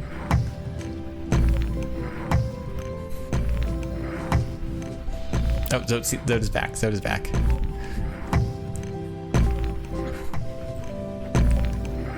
Though that said, I'm not sure what's happening over here.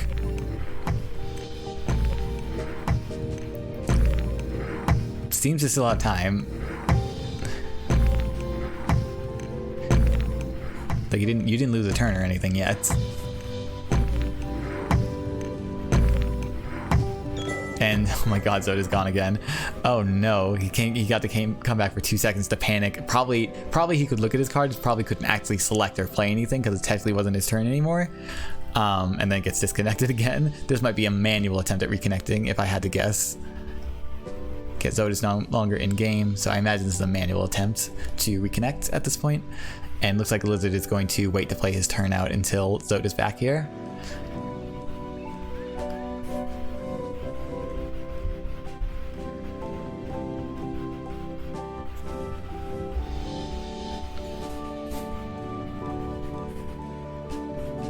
Alright, Zota's back.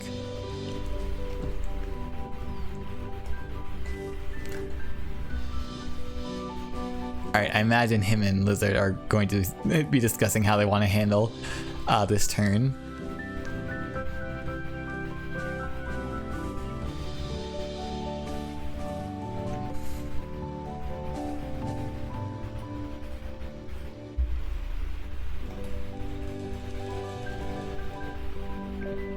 Alright, Zote had actually messaged Discord saying hurting Yaks to let us know that he was reconnecting. Okay, so Lizard did actually just skip his turn to let Zote have a chance, so that's pretty cool. Alright, and then we could see a Soul Drain Cypher's Wrath to remove either the Kodama or the Boar.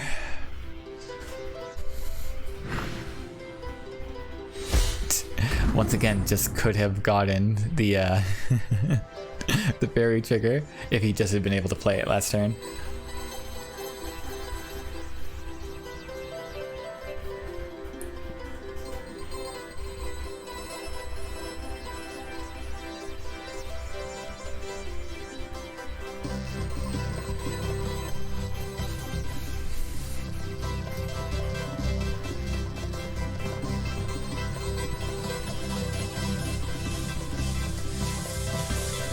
Alright, so also having very little time left in this time bank. Okay, trade-off. If another airbot comes down, it's not like there's another detonate he could play. Not much value in the Cypher's Wrath either at this point, because the Feral Kodama will just heal it back up basically immediately. But it looks like he's playing it anyways.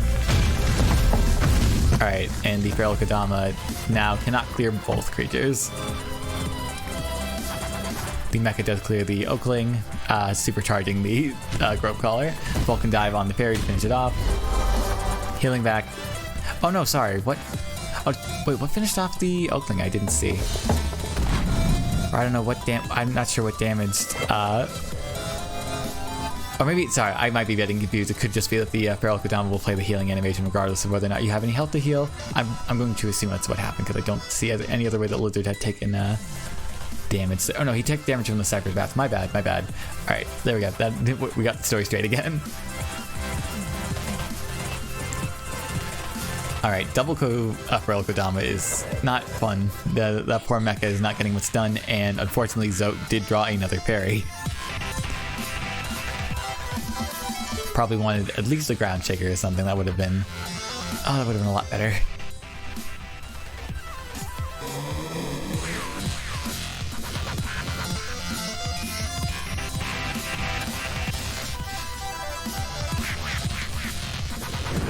Okay. Airbot moving out of the way. Hopefully protecting this Gem Silk. Still does not trigger, unfortunately. Gotten just incredibly unlucky with the fairy triggers, unfortunately. Nope, another airbot is okay, just to have more bodies down. Prevents Lizard hitting it for 10 next turn, at the very least, assuming he doesn't have a way to clear it, which... Oh, never mind. Never mind, okay, Lizard can still very much hit him for 10 next turn. To be fair, leaving it here was not preventing that. The Lizard is going for the lethal setup as opposed to just hitting in for 10. Have the Oakling to taunt to collect and prevent the mecha from collecting, or is it just going to go here to prevent the airbots from doing anything? Now it looks like he's hovering over the Oakling. Yeah. Yeah, even with the detonate, it is hard for Lizard to fumble this at this point, although that will be able to clear one of the Kodama. Does get him out of lethal range, does have a Soul Drain to get a little bit more health, so... Not dead yet, but struggling. The debate now seems to be just whether or not you want to play it. He does know, yeah, okay, he at least knows 100% what he will get if he bars. He gets the Famine or the, the Falcon Dive. So, I don't see a lot of value in that, but damage is damage. So, oh, Time of Legends. Oh, I hadn't considered that. Oh no, Whimper Famine anyways, of course. Oh, so, okay, so does that mean, I think that means Lizard only runs the one Vulcan Dive. So, that's when the Time of Legends was still in the deck. There's still like Famine left in the deck. Okay, I understand. I don't know if they were hoping to hit the Falcon, and there goes out again. Oh boy. Alright, he's back. Going to detonate. And then Famine to clear the other Kodama, get the other one down to 1. Going to clear his own mecha. Oh no, going to attack with the Airbox, attack with the mecha, and then Famine to clear the Kodama? Soul Drain to clear the Kodama. Holding on to the Famine. Okay. Alright, well that's a board clear. But yeah, here comes the very big, can one-shot you, Grove Collar.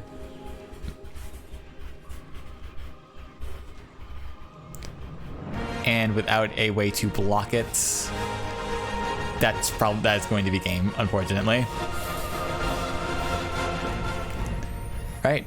Well, there you go. That concludes today's Ruunin Open number 2. Lizard is come out victorious. Once again, sorry for the stream drop. Congratulations to Lizard. Yeah, the VOD will be up as soon as I can get it downloaded and uploaded. I don't know if I'm going to be uploading it or I'm going to be giving it to Moon to upload. We'll see. I don't know. Well, to be fair, I don't know how on earth, without Moon giving me his login info, I'm probably not going to be able to get him a whole VOD worth of stream over there.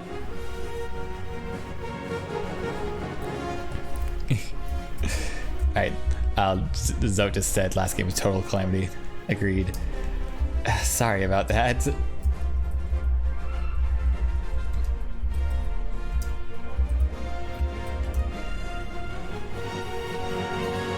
Yeah, that was unfortunate. Got so unlucky. Oh my goodness. With the fairies, not to mention the disconnects.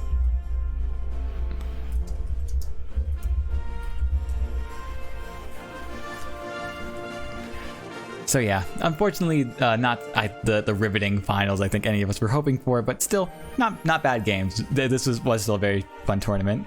The lag and the misplays. Yeah.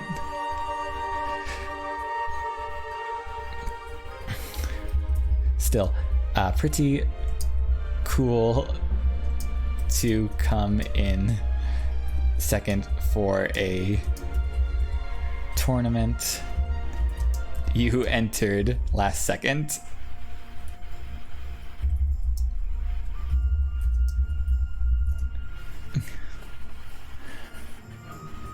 Which I think is fair. I think that's true.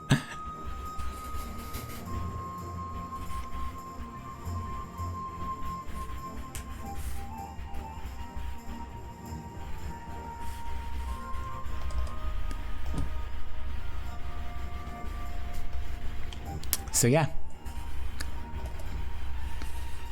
I don't believe I have much more to add at this point. I can double check to see if they ended up playing the third place matches. Yeah, looks like Stinky never got back to Eru, at least on the tournament channel.